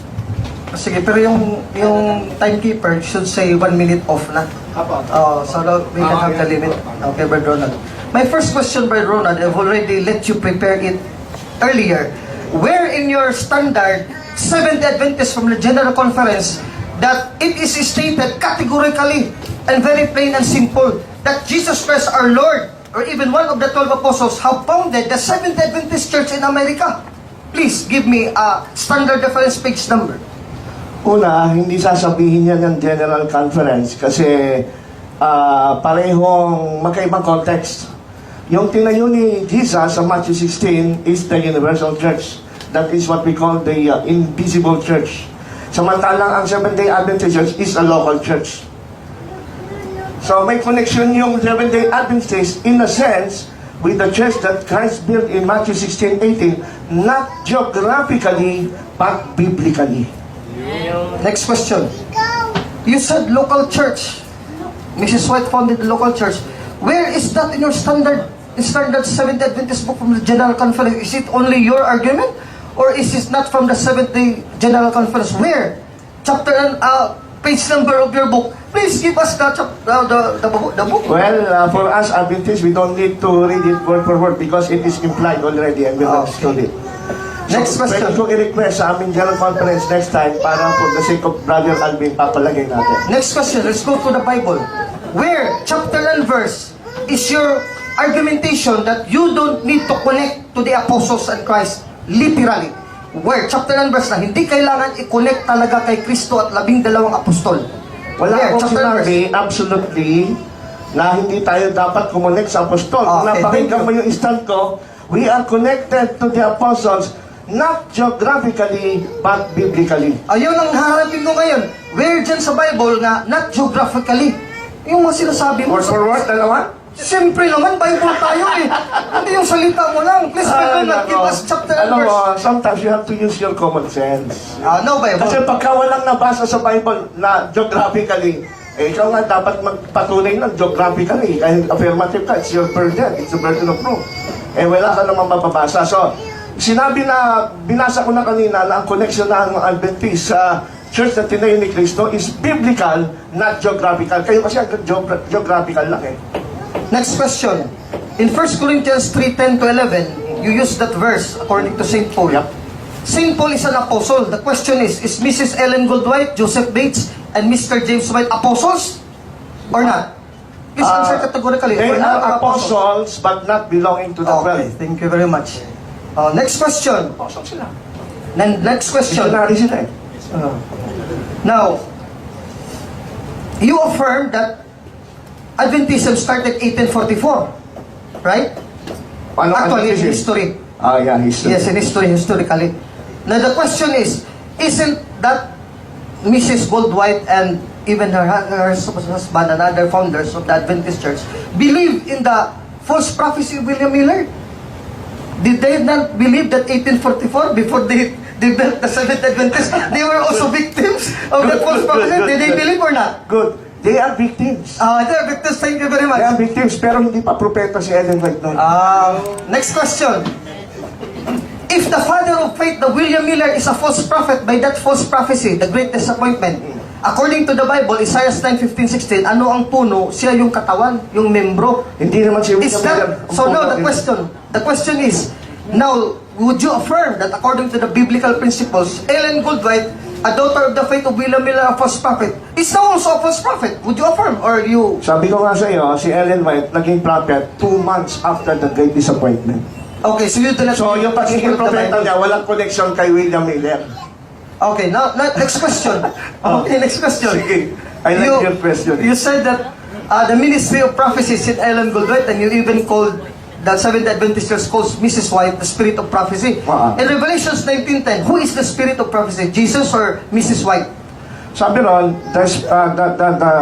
yung pagtotoo ni Kristo, yon ang espiritu ng propesiya. Kaya nga, that is the person, spirit of prophecy. ibig Is it not sabihin- Jesus or is it Mrs. White? Ang nag-ooperate ng Spirit of Prophecy, kay si Jesus ang source ng Spirit of Prophecy, at mga prophets po ang nagpa-function. No? Do you mean Ellen Goldwhite is a spirit? Is it? No, I must Parang ganito, espiritu ng alak, ibig mong sabihin? No, the spirit of prophecy is a person. I have asked you the No, it's question. not a person, it's the It's not a function. person. It's the function of the prophet. If I can read it, Magkaiba yung person sa function. If I can read, I challenge you, this is a showdown. If I can read that it is capital, spirit of prophecy, referring to the spirit of Christ, Ayun, is this a person? No, I'll explain it to you. Spirit of prophecy is not referring to the person. Explain ko kanina yan. It refers to the function and the work of the Holy Spirit within the ministry of the prophets. Question, where in the Bible can you find that the word spirit, capital Yan naman. is a person, is not a person? Kaya ang Bible, where are you asking Bible? Kaya do not make a statement. Ito ka Ang na pag-aaral mo ng biblically. Biblia, yung word for Please, word. Brother Ronald, give me a chapter and verse that the spirit, capital S, is not a person. Ay, pakita mo sa akin This ang is a person showdown. niya. Ipakita mo muna sa akin ang person niya, Spirit of Prophecy. Papasa mo. That is beside the point. You are under cross. You are under cross na eh. You Kasi are nga, ang under cross. point ko, kung ibabalik ko yung argument mo, hindi mo rin masagot eh. Kasi If I can answer that with a Bible verse, you would concede defeat. the Spirit in of this Prophecy debate. is person. Yes, actually, I'm it's a referring person. to Revelation 12. Yes, yes. Sige, sabihin mo, person niya. Because it... Pero mali, ikaw dapat magtanong. Okay, okay. Question. There's a question. Okay, go. Now, next question. If Mrs. White is a true founder of the local church, Yes. are you sure that he is teaching all true doctrines? Because you quoted John 7:17, and I was surprised that you quote that. Meaning, you assume that Mrs. White and the Seventh Adventist Church has the right doctrine and the Catholic Church has the wrong doctrine. Now, are you sure that all that Mrs. White is teaching are all true doctrines? Because what Mrs. White teaches were all based on the Bible only. Wala siyang sariling teachings. Ang 28 fundamental belief ng Adventist, hindi galing sa turo lang ni Ellen White. Wala siyang sariling teachings.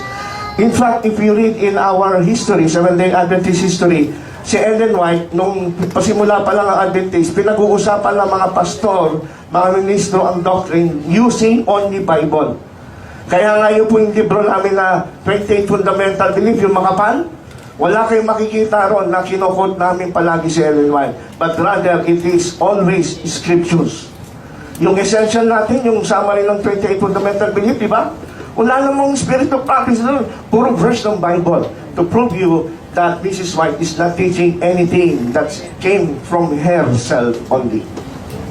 In this book, E.G. White notes as a premise for Sabbath school lessons, she affirms that God's only begotten Son, Jesus Christ, had himself become a sinner and would suffer the penalty of sin. Saan sa Bible na naging sinner si Cristo? Ronald, chapter and verse.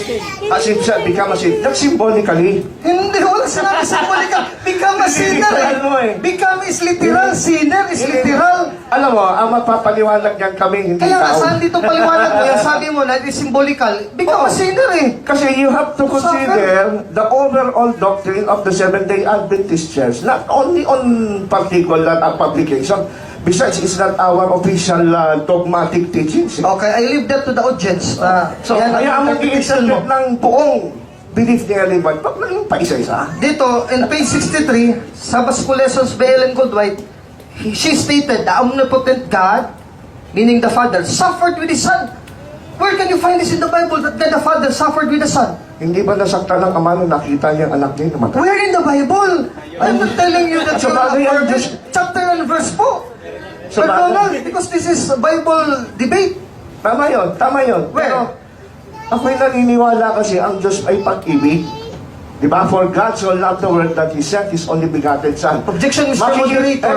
I will not- Chapter and verse muna. Di pa ako Ronald, tapos bago ka sumagot. magpaliwanag. Di pa ako sagot to. Sige, may chapter and verse. May 1 minute tayo eh. Okay.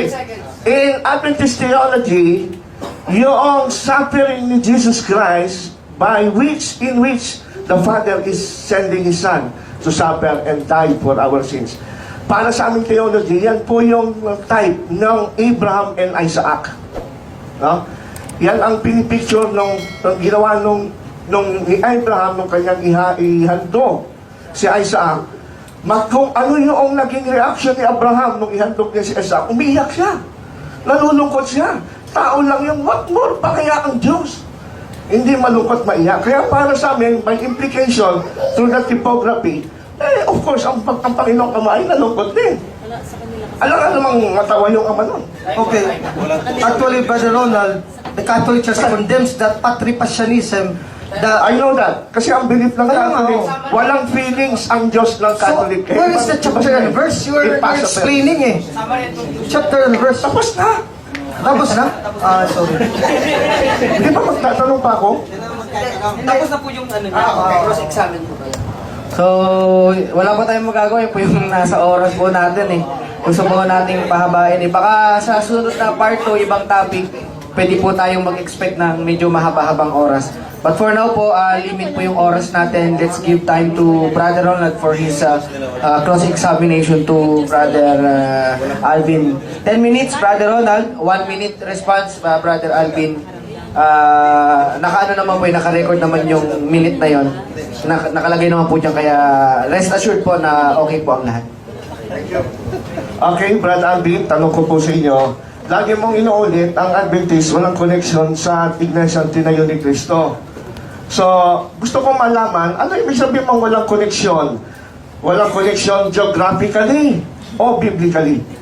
Lahat, geographically and biblically. Because Christ said, I have 1 minute, Matthew 28:20, I will be with you till the end of time. So meaning Christ will be the church, not only Christ will be until time, even the church that He will be with, it will always be historically, geographically, because it will be Catholic universal. It would not apostatize, it will not be lost in history. So you must be connected. Kasi saan ka mabautismuhan? Unang Korinto 12:13. Doon sa organism na katawan ng iglesia, sabi ni Paul, wala kayo dyan, walang connection. You claim it is necessary, the connection. So you're in error according to Matthew 28:20. I'm very sorry, Brother Ronald. So, hindi ba pwede na wala kang connection sa apostol physically, geographically, pero sa turo, meron? Hindi ba pwede yan? Actually, yes. Actually, that is the foundation of the Catholic Church.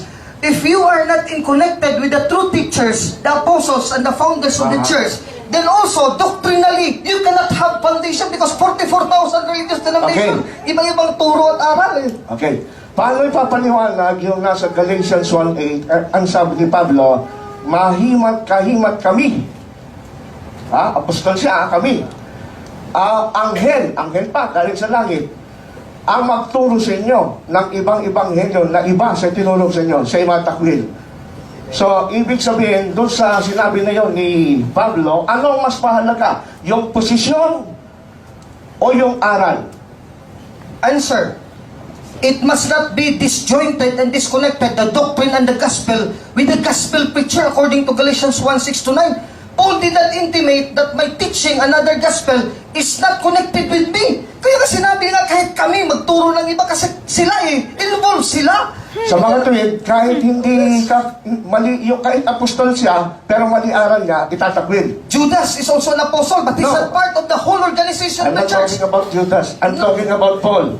No, Si not Paul. lang. I'm Paul. Paul is infallible because he's the founder of the church. He's part of the apostles. I'm not talking about infallibility. What I'm asking is, sabi ni Paul, ako apostol na. Apostol ng totoo. Pero pag mali aral ko, itakwil niyo ako. Tama ba yan o hindi?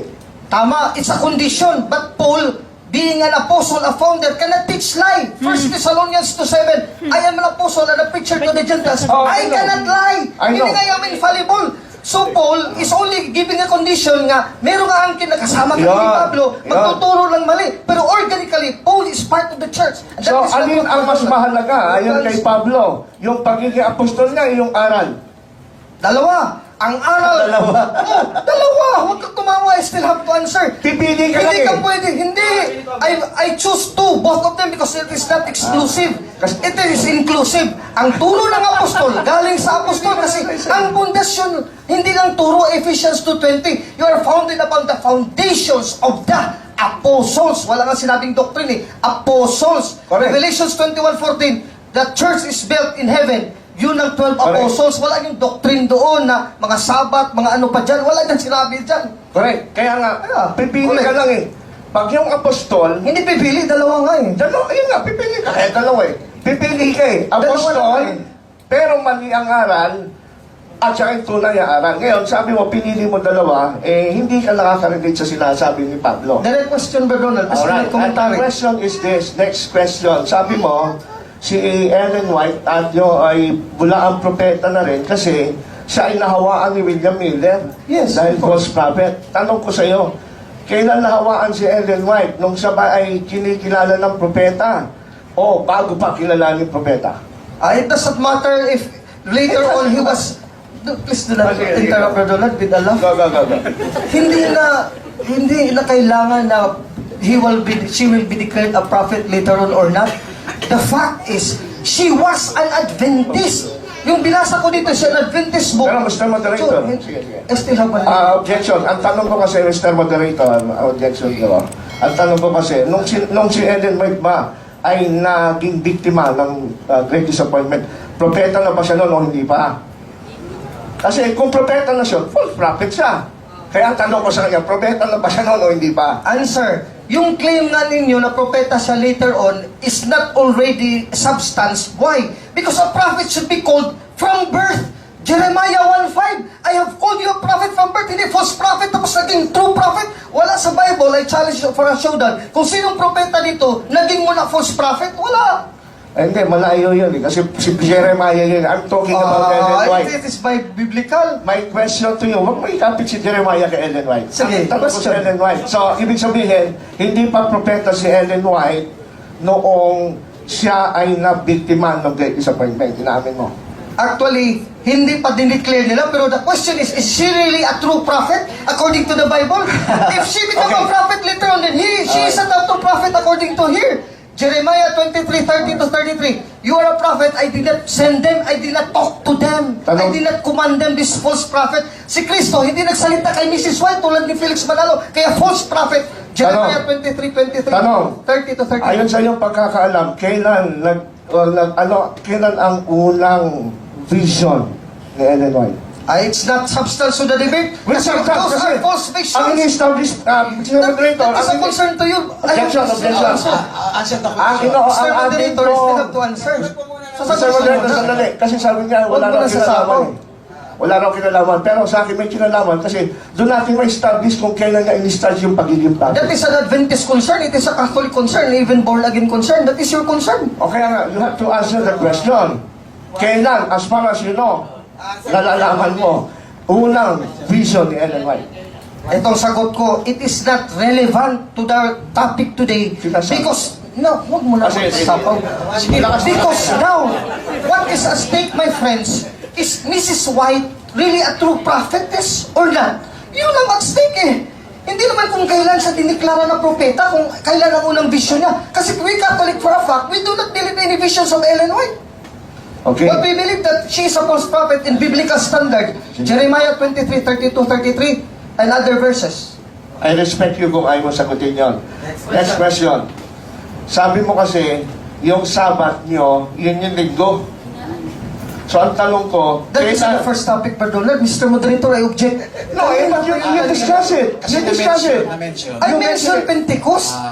Sige. Kasi I rebutted your I appeal to Pentecost. that. Na-mention kanina ang topic na yan, o ang word na yan. Yes, morning So, pa yun. karapatan niya na Hindi morning pa yun eh. Iba naman ang topic ngayon eh. But you mentioned it. Huwag mong dadalhin dito But you ang what mentioned it. happened in the But you morning. mentioned it. Yes, but do not bring here what happened in the morning because it is Because you know why you need to mention it? Because I mentioned it as one of the sign of the true church. Brother Donald, So, our topic is at Sabbath. he responds to it by saying that we are also Sabbath keeper. I will answer that So question now- if you will affirm that you cannot stand your stand sa affirmative side that Seventh Adventist Church is the true church. Let's go to the Sabbath. I will call No on that. problem, but at I'm telling you, kasi ito yung response ko dun sa So wala ka atake mo ng sa iba? Sabat. Wala ka ng iba? Marami wait ko marami lang. ka.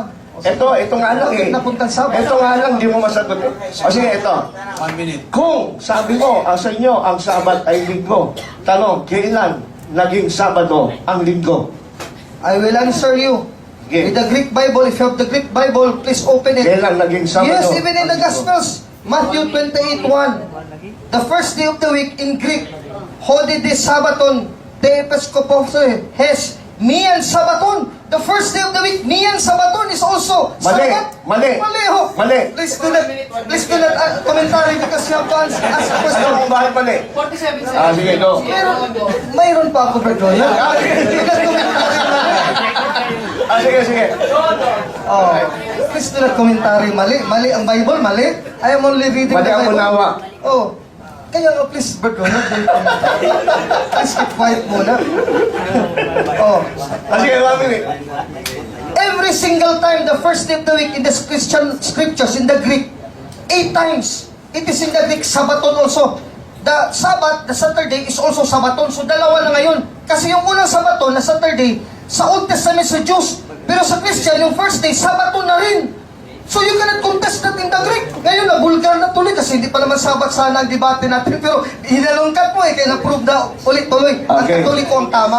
Tingin ko na ikaw ang nabulgar. Please do not commentary. Direct question. Direct question. Direct question palagi, Perdona. Ang alam mo lang ba na definition ng Greek na Sabaton ay Sabat? Hindi ba ayon sa Greek Standard Lexicon, ang Sabaton, it refers to week? It is also refers to... Yo! It is... Kaya wala ka. Yung Sunday, kaya yung Sunday. Oh, sige. Oh, sige. Let's have this debate. Masaya lang tayo, bro. Sorry. Ang high level debate. Sige pa, 1 minute. Hindi mo tatapos na tayo, malulungkot ako eh. Please be silent, Perdona. Alright. Now, do not make a false dichotomy because it is also meaning week, yung Sabaton. Yo. It is not already the first day, specific day, kasi yung Mian Sabato is referred also as a day kasi specific eh. Wala ka namang dito na interlinear na yung first day, hindi Sabaton. Yung first day, sinabi ba week yun? Sinabi ba first day of the week? First day nga lang eh, wala nga ang week na na-mention sa translation. Kaya in the Greek, yun talaga yun. Dalawa na nga kasi sa Judaism is Sabat, sa Muslim Friday. Christians, Sunday, Sabbath, the Lord's Day. O I have here the Greek phrase book in page 10. Hemera Kyriake. Ito ng Lord's Day ngayon, o page 10, Hemera Kyriake in the Greek, Sunday, Domingo. Kaya hindi na Sabado, kaya mali. Mr. Okay, tanong. Hindi mo ba alam na ayon sa mga standard lexicon na miyang ton sa baton, ang literal na translation ay the first day of the week? Kaya nga Sabaton nga yun first day nga O di week siya, That only week. proves the proposition that the Sabbath of the Christians is already the first day. Sunday, Hemera Hekeryake. Revelations 1:10, the Lord's Day. It is Sunday, it is not Saturday. Time na ba? Relax lang po kayong dalawa. Inaano lang po namin yung time para fair po tayo sa oras at panahon na binibigay po namin sa inyo. Okay po, para po sa 5 minutes, I think si Brother Rod na para sa affirmative niya na. 5 minutes, okay po ba sa negative? Okay. 5 minutes for summary and conclusion, Brother Alvin. Wala nang question. Sayang na konti yung oras natin for that time constraint. No? Kaya 4 o'clock we have to finish it. Now, in Revelations 1:10, Brad Donald, ikaw man kasi nanguna dito sa Sabat-Sabat, kaya anuhin na lang natin for a showdown. Kasi dapat bago tayo umuwi, malaman ito ng buong bayan eh. Apokalipsis 1:10. Sabi dito, I was in the Spirit on the Lord's day and heard behind me a great voice as of a trumpet. Meaning, I was in the Spirit. In 1 Corinthians 14, if you are in the Spirit, you are worshiping the Lord. 1 Corinthians 14:15. Now, what is that Lord's day? No translation of the New Testament in Greek, in Latin, in even translations English, kahit anong translation, wala niyang translation na Saturday or 7th day, yung Revelations 1:10. The Lord's Day, the phrase book in Greek, basahin natin. Hemera Henai Koryake, Sunday. Kasi ang Saturday nila, Semerahen is Sabato. Hindi Lord's Day. Kaya yung Lord's Day dyan, yun ang pinili ni Kristo. Yun ang linggo. Now the Greek, in 8 times in the Bible, binasa ko na isa lang talata, pero I can read Greek, Matthew 28, Mark 16, Luke 24, etc., 1 Corinthians 16, Acts 20, etc. Puro na yan mga Sabaton. Not referring only to the week, kasi yung week is not exclusive, inclusive na yung week eh. Kasi yung week, inclusive of Saturday and Sunday. Nirespeto ng mga Kristiyano, Sabato din yung Sabado, Saturday. Pero yung Domingo, yung Linggos, first day, Sabato na rin, and you cannot deny it because it is inspired Greek, my God. If you deny the works of God, you're attacking Christ. And then the spirit of prophecy, sabi ni Brad Ronald, hindi daw yung person. How, Brad Ronald? Spirit of prophecy, capital letter, hindi person. Person ngayon, kasi si Kristo nga mismo yun, ang spirito ng propesiya. Saan mababasa? Unang Pedro 1:16. Sinong espiritu yun? Hindi yung espiritu ni Ellen White. Kasi si Ellen White tao, babae. My God, ang dami palang dapat malaman ng 70 Adventist, Brad Donald. Unang Pedro 1, basahin natin. This is a Catholic epistle of St. Peter the Apostle. St. Peter, who is this spirit? 1 Peter 1:11. Sabi dito. Maliit kasi itong Bible ko. Two Peters. Please tarry with me. No? At least maubos ko yung oras ko ngayon. 12. For which cause? Saan yan? 1 Peter chapter 1 verse 12. Searching what manner of time the capitalist Spirit of Christ in them, meaning the prophets, to whom it was revealed that not themselves but to you they ministered those things. Ibig sabihin mga prophets, by whom they have preached the gospel to you. The Holy Ghost being sent down from heaven. Holy Ghost yung Holy Spirit, Spirit of Christ. According to Peter in Matthew 16:18, in which the church is founded, hindi yun si Mrs. White. Kasi Mrs. White, hindi naman espiritu, tao yun eh. Babae pa. Please, Mr. Brad Ronald Ovidos, let us be honest. Yung spirit of prophecy that you claim to Mrs. White, hindi pwede malapat. Kahit kanino, kahit hindi si Ellen White lang, kahit kanino. If this will be claimed by Felix Manalo, it cannot be. Or anybody else. Because the spirit of prophecy is Jesus Christ, the Spirit of Christ, and the Holy Spirit, the Spirit of the Father. Matthew 10:20. Puro yan, ang Diyos yan, kaya nga Antichrist eh.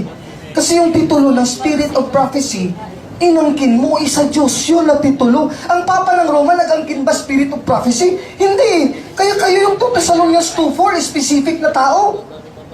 Kasama kayo dyan eh. Sa false Antichrist who would come, who would these people be? 1 John 2:18-19, the false Antichrist, of which one is the chief Antichrist in 2 Thessalonians 2:3-6. O maliwanag dito.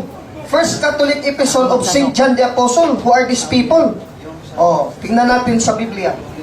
Sabi dito, little children, it is the last hour. And as you have heard that Antichrist cometh, even now there are become many Antichrist. So may Antichrist, the chief Antichrist, yung 2 Thessalonica 2:4-6, meron din makasama siya, hukbo sila ng mga Antikristo din. O sino to sila? Last hour na, last times. O di ba 1863? Di ba kasama yan? Kaya sabi nyo, babalik na si Kristo, kaya last time na eh. O hindi yung Catholic Church kasi yung Pope is a system composed of 267 persons. Sino ang Antichrist doon? Nandun na ron. Okay, thank you very much. 5 minutes. Brother Ronald, 5 minutes. Okay, dito na rin natin.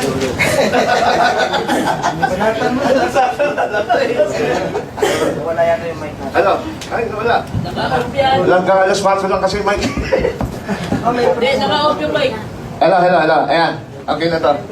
Okay, so, Brad Alvin, thank you for your effort to destroy the Seventh-day Adventist faith, but unfortunately, you failed miserably. Hinihirang ko yung style mo eh. Kasi unang-una, hindi niya na-reject na may connection po ang Seventh-day Adventist Church by means of the Word of God. Sabi nga ni Jesus sa kanyang prayer sa John 17, Lord, I pray also to them, those people who are listening to their words. Hindi siya nasabi, I pray also for those people who are connected with their primacy as Bishop of Rome. Walang ganun. That is sabi nga human attempt. Man-made religion in order to, sabi nga magkaroon ng assurance ng salvation. Ngayon, tinanong si Brad Alvin, ang galing niya umiwas paano naging Sabado Linggo? Ewan ko kung paano siya tatakbo. Tumakbo siya doon sa Mianton, Sabaton. Ang hindi niya naintindihan, yan ay sarili niyang definition. Dapat pala si Brad Alvin ay gumawa ng sariling Bible definition.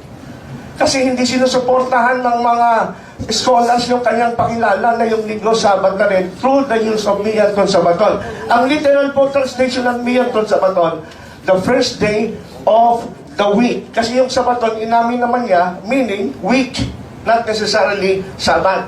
Kaya, kung susundin naman natin yung tatwiran ni Brad Alvin, magkakaloko-loko. Bakit? Kung Sunday, ang first day of Sabaton or Sabat. So yung Tuesday, yung Monday naman, ang second day of Sabat niya. Tapos, Tuesday, Wednesday, Thursday, and Friday. Ang lalabas, ang Sabat niya, hindi lang Linggo, ay 7 araw na Sabat niya. So nakita niyo kung saan hahanto yung inventong pangangatwiran na walang suporta. Kaya pag sinabing first day of the week, kasi Linggo. Kaya nga, literally sa mga Bible translation, tinatawag siyang first day of the week. Kung tama si Brad Alvin, yung second day of the week, Sabat din. So, Brad Alvin, Monday, Sabat din. Wala. Tuesday, hanggang Friday. Ang Sabat ngayon ng Catholic, araw-araw, parang born again na. So, bagong doktrina naman narinig ito kay Brad Alvin. Alam ko sa Katoliko, ang Sabat, Sunday, yung araw-araw na ang Sabat. Okay, next.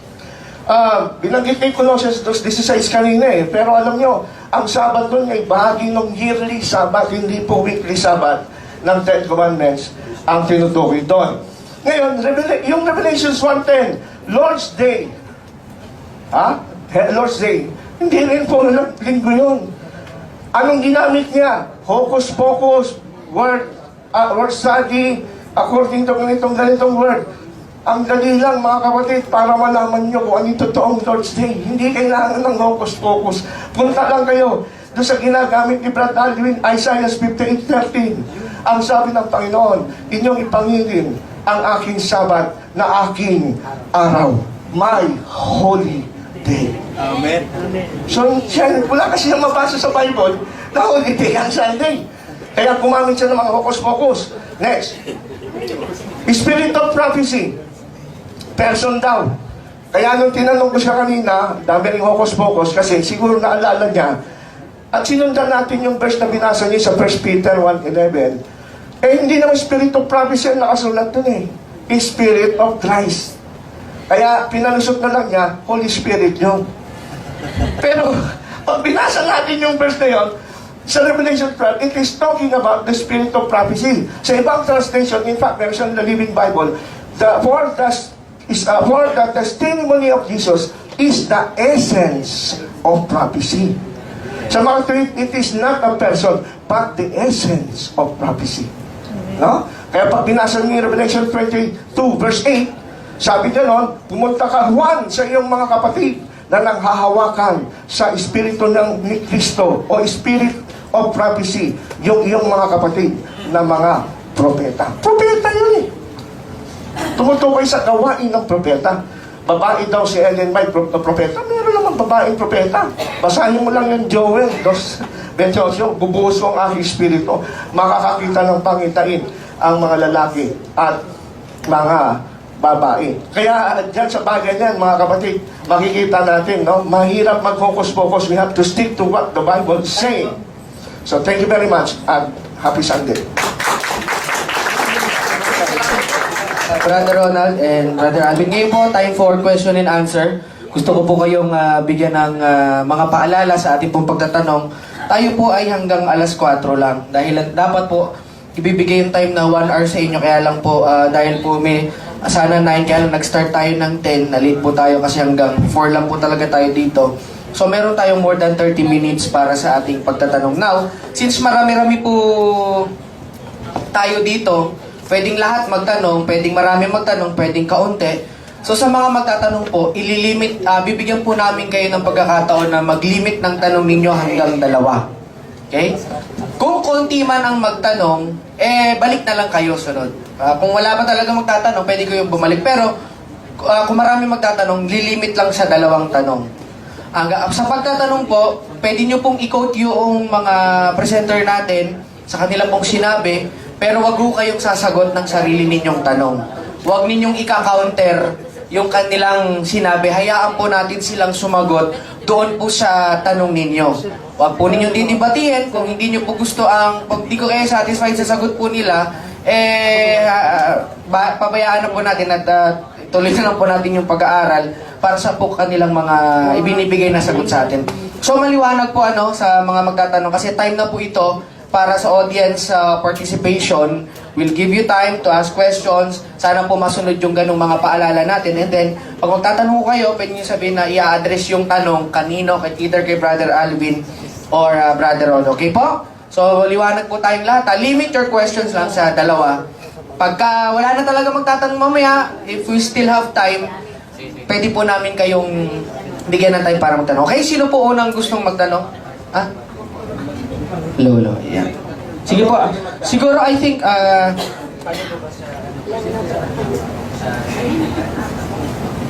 okay, sige po. Since kaunti lang naman din po yung attendees po ninyo, so bibigyan po namin kayo time para po magtanong. Since marami-rami din kami, baka mamaya mabugbog naman si Sir Alvin na madami. So, to be fair din po para sa inyo. So, just raise your hands. Ako po mag-a-acknowledge ng tanong. Sige po, Tay. Sa pagtanong, relax lang po tayo sa pagtatanong, i-address ang question, huwag po tayong a-atake sa mga sasagot ng tanong. So, salamat po. Ako po, Katoliko rin po ako, no? Kailan po kayo magtatanong sa 2? Matagal pa na kayo, Brother Alvin. Kasi ganito po yan eh. Nakita ko po magmula sa akin, sa edad ko na to, magmula noon magsasaliksik ako, nagkaroon ako ng interes sa pagbasa sa Biblia. No? Marami ako nakita mga debate, kahit anong denomination. Nakita ko wala namang nagre-resisyon ng may nanalo o natalo, di ba? Ano ba ang punto? Ang tanong, ano bang punto bakit naging debate? Para sa ano? Para hanapin ang totoong simbahan o hanapin ang kaligtasan. Hindi ko ba ang punto natin para kaligtasan? So kung kaligtasan pang hinahanap po natin, hindi kaya kung ano po nakasulat sa Biblia, Brother Alvin, dapat natin sundin kasi naano ko naman siguro na lahat na niniwala na si Kristo ang nagligtas ay Kristiyano. Bakit po maraming denomination po, Brother Alvin, na isa lang naman ang Diyos natin? Ayun po ang tanong ko siya, bakit nagkaiba-iba samantalang Kristiyano naman tawag sa lahat? Ang tawag ko ba sa Katoliko, Romano Katoliko, hindi po Kristiyano? Kristiyano din. Siya po ang sasagot na. Sige po, Brother Alvin. Brother naman, daming tanong eh. Dapat isa lang. First, I have proven kaninang umaga that the Catholic Church is founded by Jesus Christ. So galing doon, maraming mga religious denominations at mga sekta-sekta. Kasi 1 John 2:18, they will come out of that two church led by the one Antichrist which will appear in the end times. Kaya yung mga ibang religion, that is part of the prophecy of Christ, Matthew 24:26. In the last times, Christ said, many will come in my name. Magdadala, Iglesia sa Diyos, Church of Christ, who are false prophets. No? So that is the truth of the matter. Now, if you ask why we debate, in Acts chapter 18, verse 26, there is, Apollos is a debater. It's also a way to tell the truth. Kasi sabi dito, nang mga tuwiran siya ayon sa katotohanan at walang nakakatalo sa kay Apollo. Kaya yung katwiran din, pag you have the truth, you are not afraid to debate. Because what are you afraid of if you have the truth? So people who do not debate, meaning they are cowards. Dili subok yung aral nila. Ibig sabihin, actually wrong na yun. Philippians 1:28, according to the Bible, ang pamantayan, natalo ka na, yung have a fear. Kaya natakot ka, kumalaban in a public debate, meaning you have fear. You're already a loser, meaning you have the falsehood, you have not the truth. Philippians 1:28. So brother, yun ang sagot. Hello po. Next, nakita ko po unang nagtaas po si Brother Ray. Tapos kayo po. Simple lang po tanong ko. Isa lang, yung iba, mamaya na pag-ulan na talaga. Sinabi mo kanina, Brother Alvin, sinabi mo kanina na Ellen White invented the name Seventh-day Adventist Church. Meron ko po bang mababasa that Ellen White invented the name Seventh-day Adventist Church? Kahit sa Bible or sa writings? Very easy to answer. In the United States Archives of the Securities Exchange Commission, nang magparesto si Mrs. White, sa tatanungin ng mga taga-opisyal, taga-SEC sa Amerika, anong pangalan nito, ma'am? So sinulat ng association, the association shall be named, for the first time, Seventh-day Adventist Church, pirmado ni Ellen Colbert, ni Mr. James White, ni Hinsam Aaron, ni Joseph Bates. Yan na yung archives yan. You know that, you are Adventist, do not deny that. Parang Felix Manalo, di ba, brother and sister? Nagpirma ng Security Exchange Commission, rehistro nila, shall be named Association Iglesia ni Cristo. Tapos nakapirma, Felix Manalo. O, sino naman nag-umpisa niyan? Di si Mrs. White. So, thank you. Lunch invented. Second na tanong niyo po yun. Okay. Hanggang dalawa lang po tayo. Limit lang, limit. Yung dalawa ko, hindi kita tinanong tungkol doon sa pagparehistro. Tinatanong kita, sinabi mong imbinto. Maghanap ka ng mga references mo dyan na nagsabing inimbinto nga talaga ni Mrs. White. Yun po ang last ko na question. Brother, nagdaan tayo ng elementary. Alam natin yung synonyms at antonyms. Yung invento, another synonym of that is lunch. Nag-lunch ka ng bagong concept ba? Kaya nirehistro mo. Nandito yung lunching mo. Sa libro ko, bago ko lang binasa SDA, Layman's Movement, A Door to Hope for Laodicea.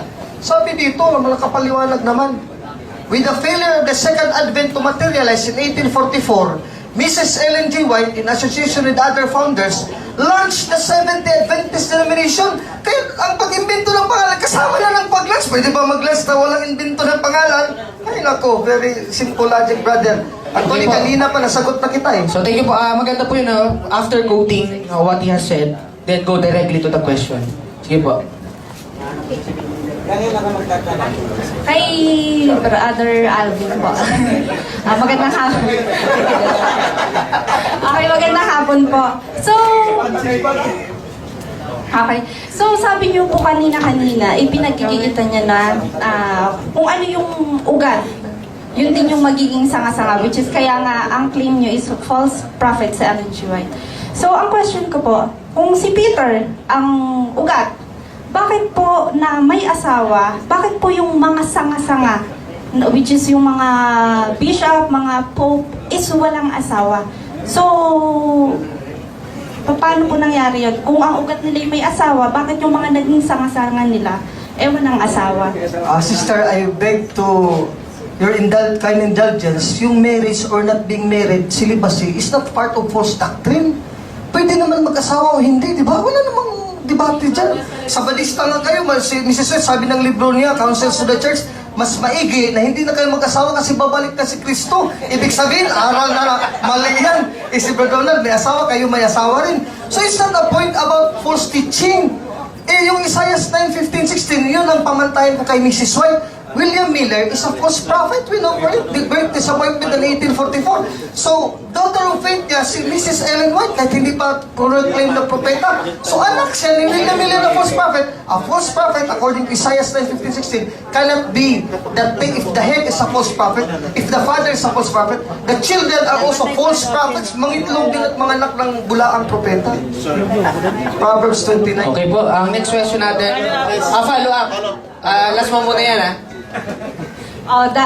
Yung follow-up question, bakit nga po bilang leader noong simbahan na yun, hindi nila sinunod yung ehemplo ni Pedro bilang leader nila?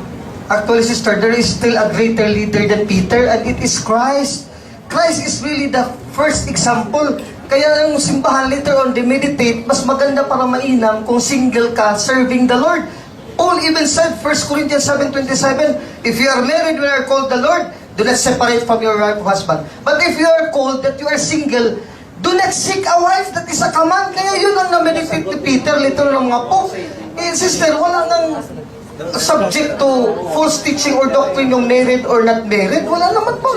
Sa Katoliko, sa Sabanisa, okay lang naman. Married or not married state. Mapastor ka o mamembro. Married ka na pastor o membro. Married ka. Same pa rin. It's not false teaching. So, sister, I've answered your question. So, okay po. Meron to, dito po, nauna po siya dito. Kanina po hulang na. Suggestion po, dapat may counter, may sagot po si ano. Okay na. Ano po? Si ano po, tanong naman kay Brother Ronald. Naku, curious ako kay Propeta Ellen Goldwhite. Alam ko, Propeta Ronald eh. Kasi po, ang tanong ko po, sabihin niyo po na si Ellen Goldwhite, propeta po. So, ayon po sa Biblia, premise ko lang po ito, ang mga propeta po, hinihirang nasa sinapupunan po, di ba? Tama po ba? Hindi yan ang standard sa New Opo nga. Testament. Hindi, sa Old Testament po. Yeah, si Jeremiah. Pati po si Juan, di ba? Propeta po siya ng last testament po ng Old. So, tanong po, kailan po, anong taon po, at kailan naging tunay na propeta si Ellen Goldwhite? Anong taon po siya tinawag para maging propeta? Paki-specify po ninyo. Okay. Meron kasi prinsipyo sa aklat ng Joel, no? Sa aklat ng Joel, ito talaga ang paraan na ginagamit namin ng mga Adventist tungkol sa pagtawag ni Ellen White. Yan lang, nasa pa Joel. Sabi doon, at ibubuhos ko ang aking espiritu sa mga binata at dalaga, hindi sa mga nasa loob pa lang ng tiyan ng nanay. O kaya ay mga hindi pa pinapanganak, doon ibubuhos yung espiritu. Kundi ang sabi, mga dalaga na sila, mga binata, at sila'y mga sisipang hula. So hindi standard na kailangan nasa tiyan pa lang. Kaya si Ellen White, nagsimula ang calling niya nung dalaga pa lang siya, 17 years old. At ang kanyang unang vision na para magpakita na siya tumanggap ng function ng propeta noong December 1844 ay nagkaroon siya ng pangitain. At yun, pagiging propeta ni Ellen White, kung tutusin, hindi nga niya tinatanggap. Sabi niya, mas mabuti pang mamatay ako kaysa maging propeta. So hindi self-proclaimed prophecy yun, talagang pa-calling ng Panginoon. Yun ang masasabi ko doon. Sige, last. Bago ang last question. Okay. So, okay po. So, doon naman po ako sa True Church. So, sabi niyo po kanina, ang tunay na True Church may marka. Pwede niyo po bang pangalanan kung ano-ano ang mga marka ng True Church na sinasabi niyo? Una, isa lang siya. Pangalawa, holy siya. Pangatlo, ano siya? Apostolic. Pang-apat, kailangan siya ay worldwide. Catholic. Ang Adventist, isang church. Ang Adventist, banal. Wala siyang pinapatay, walang inagrabyado. Sila yung inuusin. Pangatlo, siya po ay apostolic kasi ang doctrine nila hindi nakabase sa apostolic succession kundi sa Bible. And sila po ay masasabi natin Catholic kasi ang Adventist ngayon ay worldwide na nasa 20 million members all around the world. So thank you po, bago si Kuya, i-remind ko lang po kayo, no? Kaya wala po tayong response na 1 minute kasi po nag-limit tayo ng time. Para lahat, kasi may 1 hour talaga nakaalat. Sayang kasi yung time para lahat makapagtanong. Sige po, si Kuya po. Siguro po para mas pila na lang po tayo kasi ayaw ko po may magtampo kayo sa akin. Dito na lang po kayo pa sa po dito. Ayaw ko magtampo kayo sa akin na hindi ko yung natawag. Sige bro, halika na dito. Pila ko kayo dito lahat po nang magtatanong.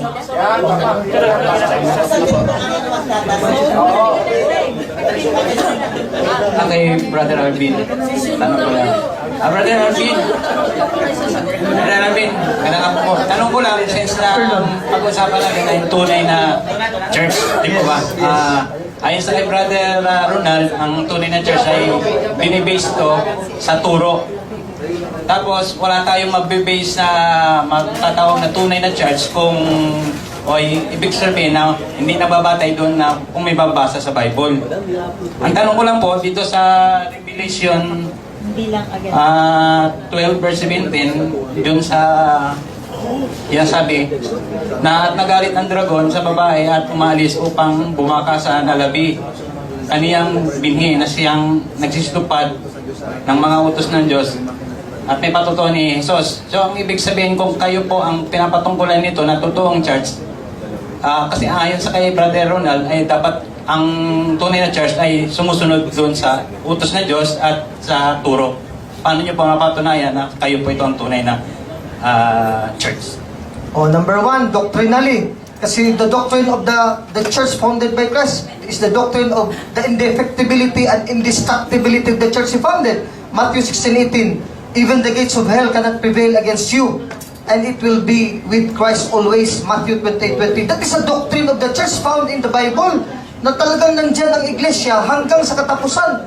Now in context with Revelation 12:17, the dragon refers to the Roman Empire. Wala namang persecute na church, Catholic church lang yun, nung time ni Nero. Kaya nga si Pedro, si Pablo at mga apostol na martyr during that time by the Roman Empire.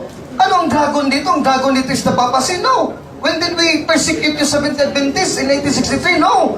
So the context here, historically, biblically, doctrinally, and geographically, is the Catholic Church. Kami itong pinipersecute eh. Pinasa ko kanina sa history, the Catholic Church yan, 33 AD. Itong Protestantism, everything Christianity book. Kaya, it's not an Adventist church. Kaya yun ang proof. Geographically, historically, biblically, doctrinally, that is the Catholic Church. And no other church, no, sabi ni Berdon, no other church, one Holy Catholic Apostolic. Hindi po, pagka tapos niyo pong magtanong, balik na po agad kayo sa upuan para tuloy-tuloy lang po tayo. Sige. Brother Vin, sabi mo kaninang umaga hanggang ngayong hapon, kami po ay apostasy o mga sinungaling na propeta. So may tanong ako sa iyo. Gusto ko po punto na punto. Hindi po yung paliko-liko po ha. Gusto ko yung punto-punto po. Ito po ang tanong. Ang sa 13, alam niyo ito. 13:17 sabi niya, kailangan dito ang karunungan, ang may pag-unawa ay bilangin ang bilang ng halimaw sapagkat ito'y bilang isang tao. Tao ha? Halimaw, hindi ko nakita sa dragon, pero ito may halimaw dito, pero tao. Ang bilang nito ay 600 na pot. Ang tanong ko po, gusto ko ngayon itutal mo agad. Vicarious LED. Kita mo natin, para malalaman nila kung kami ba ang nagdala sa 666 o sino ba nga sikta. Gusto ko ngayon na. Ayaw. Sister, if I would be hard on you, I would total Ellen Goldwhite, total 666. Oh. Yes. So please do not make an invented title of the Pope, Vicarius Filii Dei, because it is not used anywhere. Sa 267 Pope dito, walang gumamit yan, Vicarius Filii Dei. At inamin niya na sa balista ngayon in modern times, sa General Conference, that it is not true. Gawa-gawa lang yun ng mga Adventist polemicists attacking the Catholic Church. The modern stand of the Seventh Adventists, hindi na yung gagamitin na argumento. Ang pahayag 13:16-17, sister, isang tao lang yan, the Antichrist to come. Coming pa yan. Ang Papa, 267 na sila, it is a system. So meaning, hindi yun ang papado kasi isang tao lang yun, itotal mo ang pangalan of that man of sin in 2 Thessalonians 2:4-6. Revelation 13:16-17, man pa rin, the beast, singular. Ang Papa, 267, until 5th century, 500 years, mga santo puro eh. Tapos sabihin mo, mga halimaw, mga santo nga eh. Okay, next question po. Pag gusto nyo po magpa-set up ng debate po sa kanya, sabihin nyo na lang po sa akin, pero for now, question and answer po, then respect din po natin yung sagot po nila. Salamat po. Next! Si Nanay, si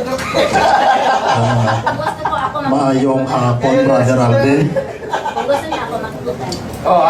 Kanina nabanggit mo yung Matthew 28 verse 1 kasi mabilis yung pagkasabi mo pero i-recall ko lang na ang pagkasabi mo yata ay walang transliteration or translation doon sa Greek na week tungkol doon sa Sabato. Meron, pero may specific day, first day of the week. Kaya yung first day no, ang specific day of the week, kasi hindi yung buong week ang Sabaton. Ang isang araw, first day of the week, also called Sabaton, kasi in contraindication, dun sa Sabado, na Saturday sa Jews. Kaya dalawang ang Sabaton used in Matthew 28. Kung isa lang ang Sabaton sa Matthew 28, ayun, walang isang araw lang yung talaga sa tanong ko. Hindi kasi ibang gusto niyang isinasagot eh. Pabayaan mo kung anong sagot ko. Di ang pagkasabi kasi niya kanina, kaya gusto ko man i-clarify na walang nakasulat doon sa Greek or interlinear doon sa Matthew 28 verse 1. Hindi ko sinabing wala, meron nga eh. Pero may first day of the week. First day of the specific day.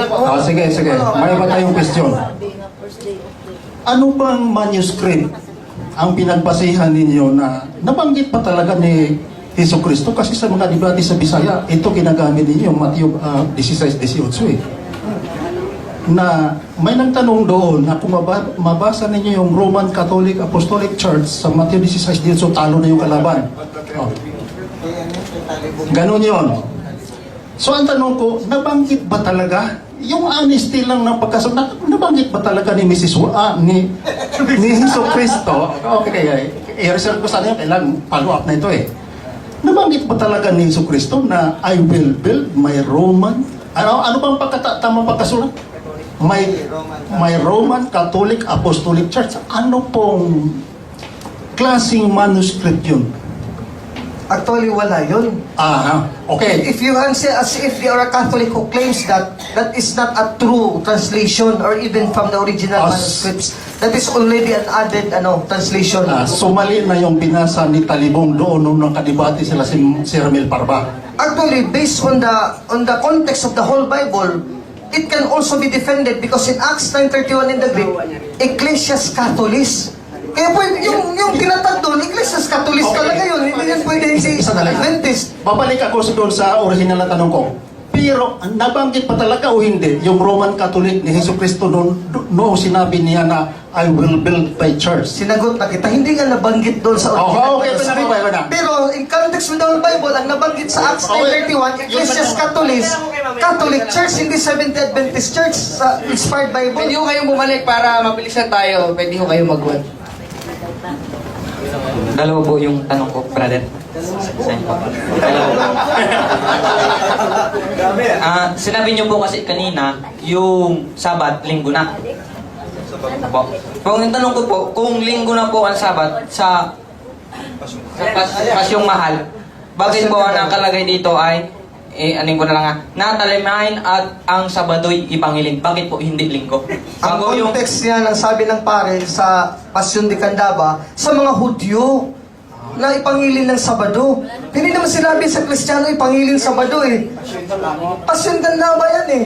Kaya sa Katoliko, it should be interpreted by Catholic authorities. Yung Sabado yan, quoted from history sa salvation history, mga Diyos talaga nangingili ng Sabado. Pero sinabi dyan na Kristiyano na iglesia, nangingili ng Sabado, hindi sinabi dyan. Kaya sa Katoliko, linggo according to the Bible. May palo pa ako. Acts May 27, palo pa ako. tama, 16. Kasi po dito ay binanggit yung Genesis. Kaya nga, Old Testament ngayon yan. po, kung sinabi na po na ito po ay para sa Hudyo, during paglalang po ba sa Genesis, may Hudyo na po doon? Wala pang Hudyo doon, pero ang Genesis is normative to the Old Testament people of God. Kasi pag paggawa ng mundo, it is related by Moses, even the command to build an ark to Noah. I-apply mo ba yun sa Catholic Church in the New Testament? Kaya nga, creation pa yun eh. Yung creation is only told that this has been created by God, Genesis.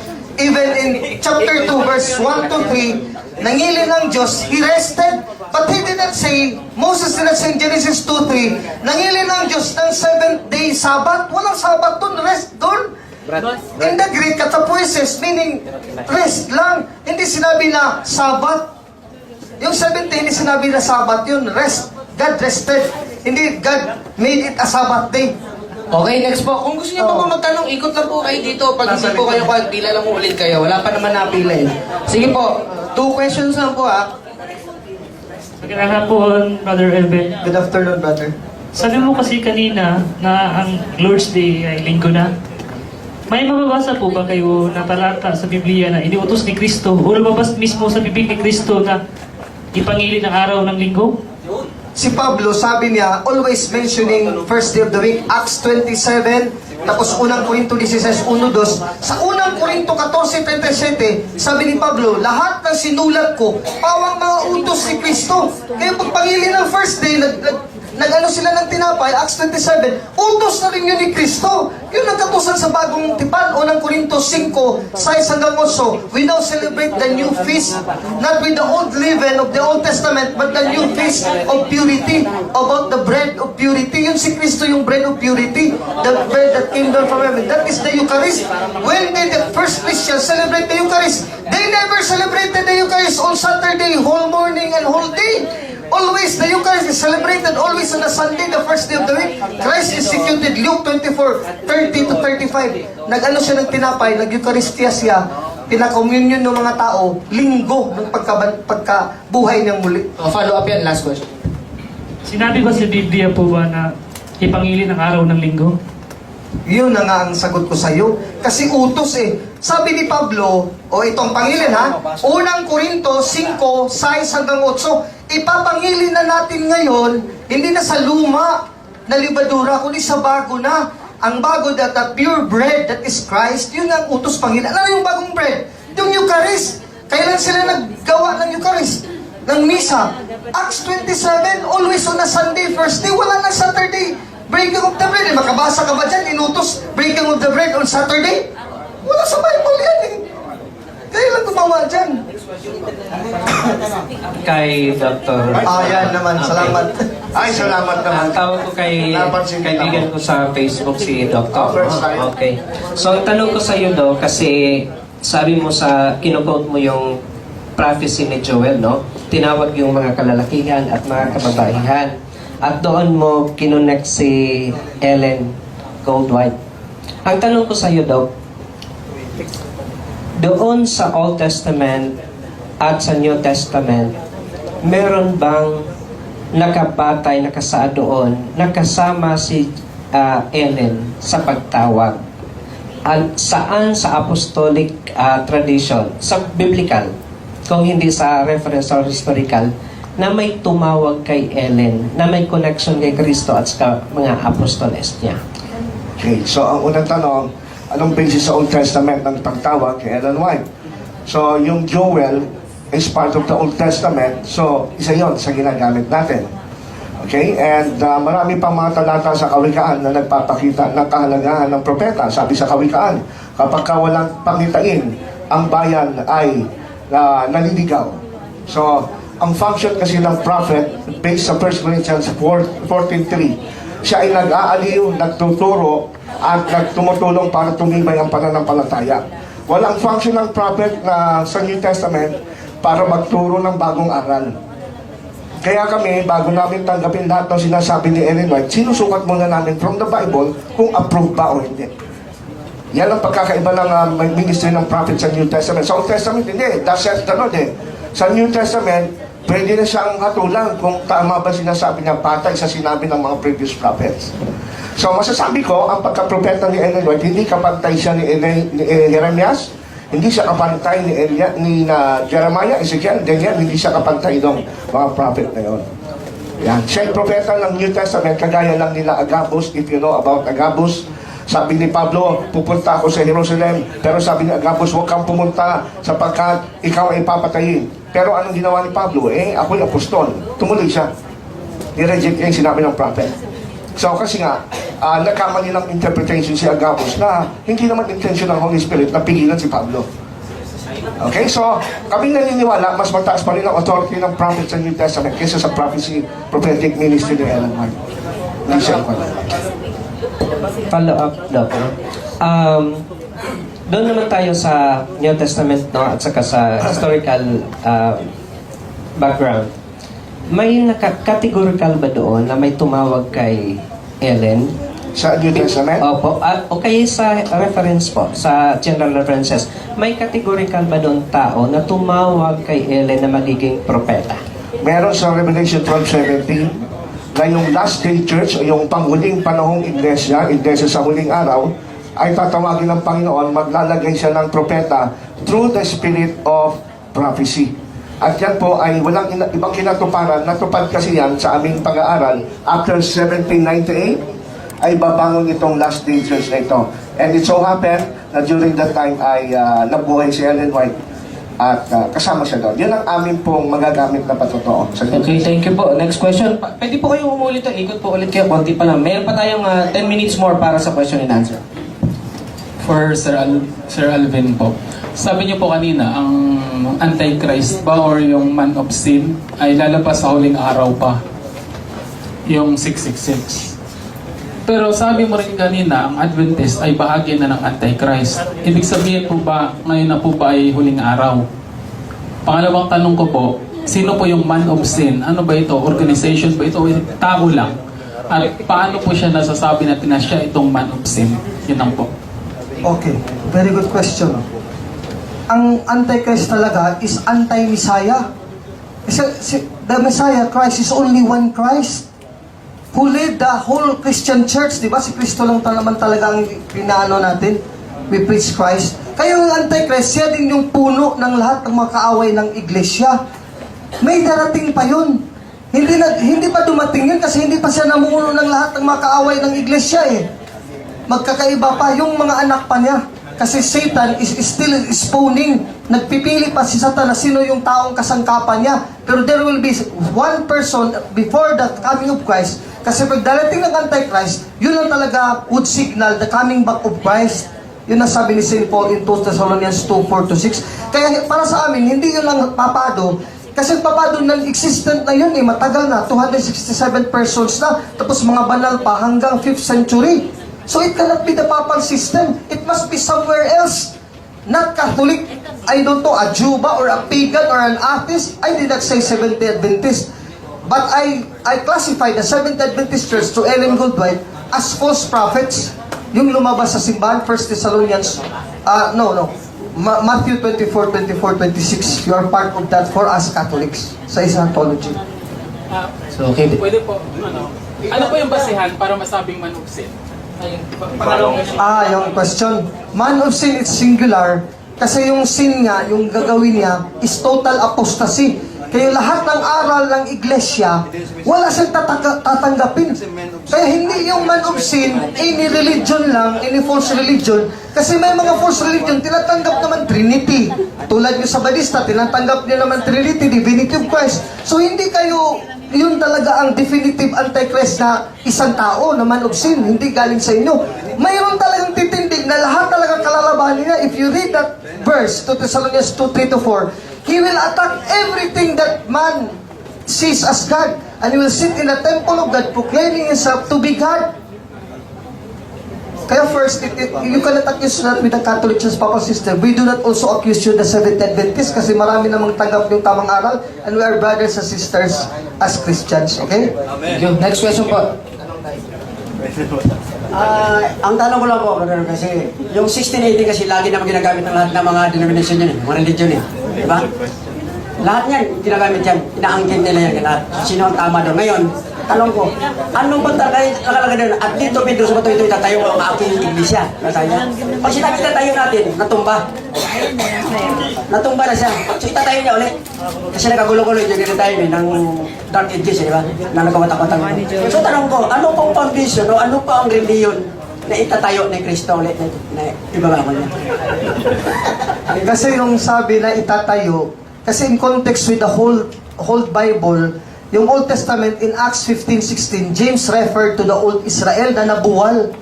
Nabuwal kasi yun, pero mga people of God yun, alam nyo yan, di ba? The Jews, Brother Ronald, are people of God. Kaya mali yung napostasize na sila, hindi nila tananggap si Kristo as the Messiah, kaya itatatag ulit ni Kristo. From the remnant din, sabi ni Brother Ronald, the Peter and the Apostles, yun ang mga first remnant of the church. Doon itinatag ang simbahan na we affirm in the Creed, Nicene, Constantinopolitan, Chalcedonian, one Holy Catholic Apostolic. Para sa amin Roman Catholic, centered and headquarters in Rome. One Holy Catholic Apostolic, common tayo dyan. Yun ang tinatag. Sige, last. Sa Seventh-day Adventist po kasi, lahat naman po kayo malaki Kristo, si Kristo. Mike, kasi nare-record. Yes. Ang sinusunod namin kasi si Kristo, kung anong reliyon niya, kung anong ginagawa niya. Okay. Nakalagay dito sa 4:16 kasi ng Lucas. Ang sinabi niya kasi dito, Oh.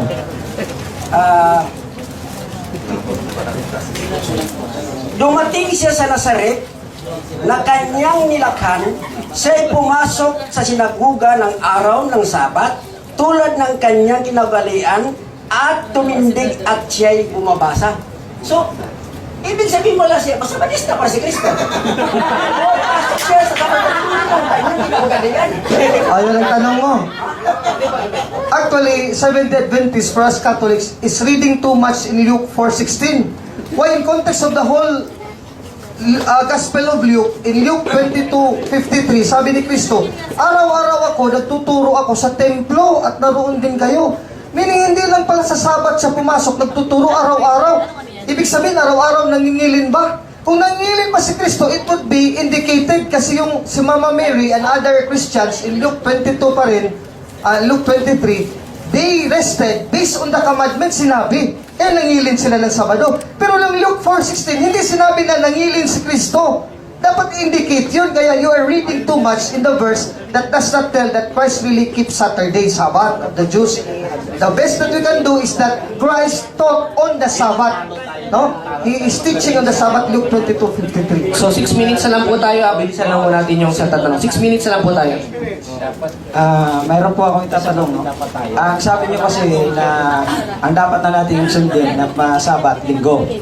Tama po? Actually, wala man yan sa debate natin. You are assuming. Puro clarify lang po. Kasi conflict Linggo eh. Kailan ito pinalitan ang Sabado na kailan po ipinatupad na yung Sabat na Linggo na sundin sa Old o sa nung New ba o nung Old at kasama ba ang Hudyo doon na sumunod nung pinalitan Kristo? I quoted earlier, Colossians 2:16-17, Living Bible, let not other people judge us by not celebrating new moons, feasts, Sabbats. So meaning, yung Sabbath, hindi na sineselebrate ng Christian Church. Kasi yung Saturday Sabbath ng Hudyo, Colossians 2:16-17. Kasi Hebrews 4:7-8, sabi dito, kaya't muli siyang nagtakda ang Diyos ng isang araw. Ngayon, pagkalipas ng matagal na panahon, sinabi na sa pamamagitan na David, kapag narinig ninyo ngayon ng tinig ng Diyos, huwag maging matigas ang inyong ulo. Kung ang mga tao ngayon nagdala ni Josue sa ganap na kapahingayaan, ibig sabihin Saturday Sabbath in the Old Testament the Jews, hindi na sana nagsalita pa ang Diyos tungkol sa isang pang-araw na kapahingaan. So he spoken of another day, alos, in the Greek, alos, another. Meaning another kind and another day talaga. Kung Saturday tapos another Saturday na naman, hindi, same day pa rin yun. So our argument, the Lord's Day na yun, in Hemera Kyriake, supposed to be Hemeria Saturno. Hindi. Hemeria Kiraki, the Lord's Day, sa Greek phraseology and any Greek dictionary, it is the Lord's Day, Sunday.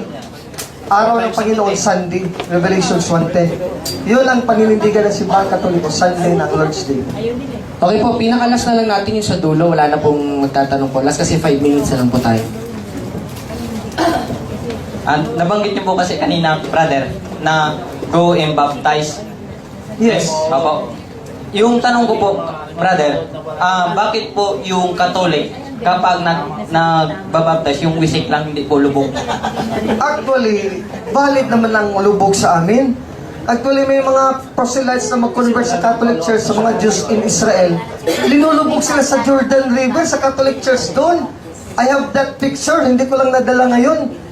So, valid sa amin ang lubog. Ang problema sa inyo, yung wisik namin, hindi valid sa inyo. Sa amin, tanggap namin ang sa inyo. Ginagawa din namin yan.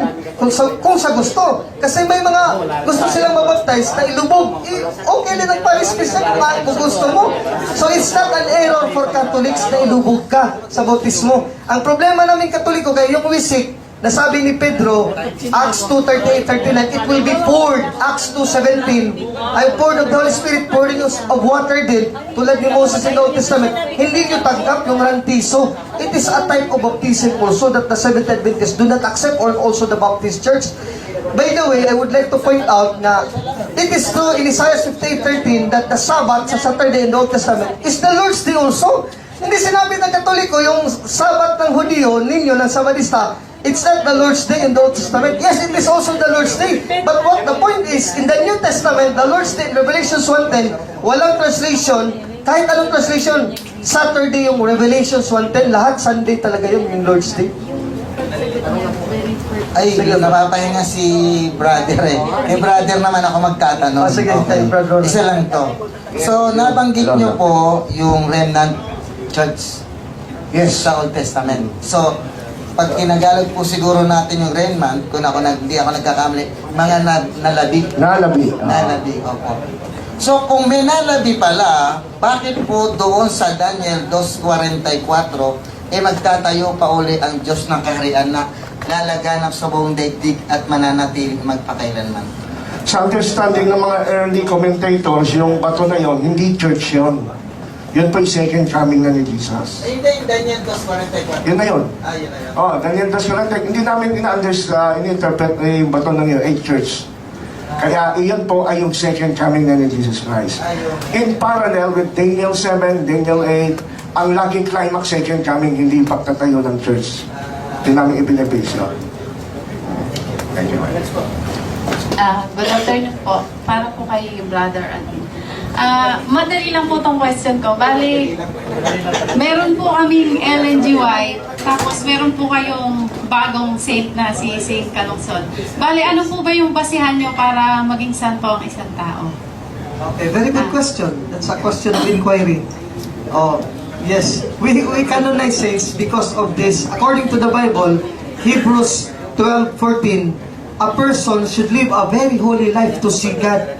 Kaya talagang it will be proven that that certain Catholic is living a holy life like Pedro Calungsod. Hindi talaga naninigarilyo, hindi ng babae, sister, hindi na nagnakaw.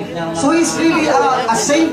Ay sabi niyo ng mga buhay ng mga Sabadista, mga santo kayo. Ganon din sa amin kay Pedro Calungsod. Isa yun, Hebrews 12:14. Another is that when he dies, Hebrews 2:4, merong mga milagro galing sa mga santo.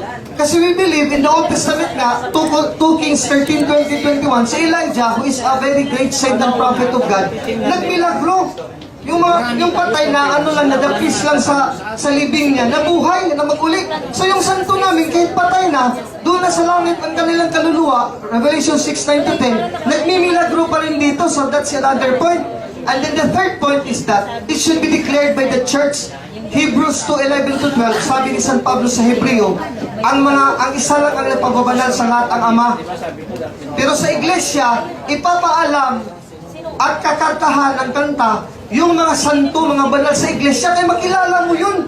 Kung ang simbahan nyo, walang napaalam na naging santo na member ng Seventh Adventist, malamang hindi kayo yung church na yun.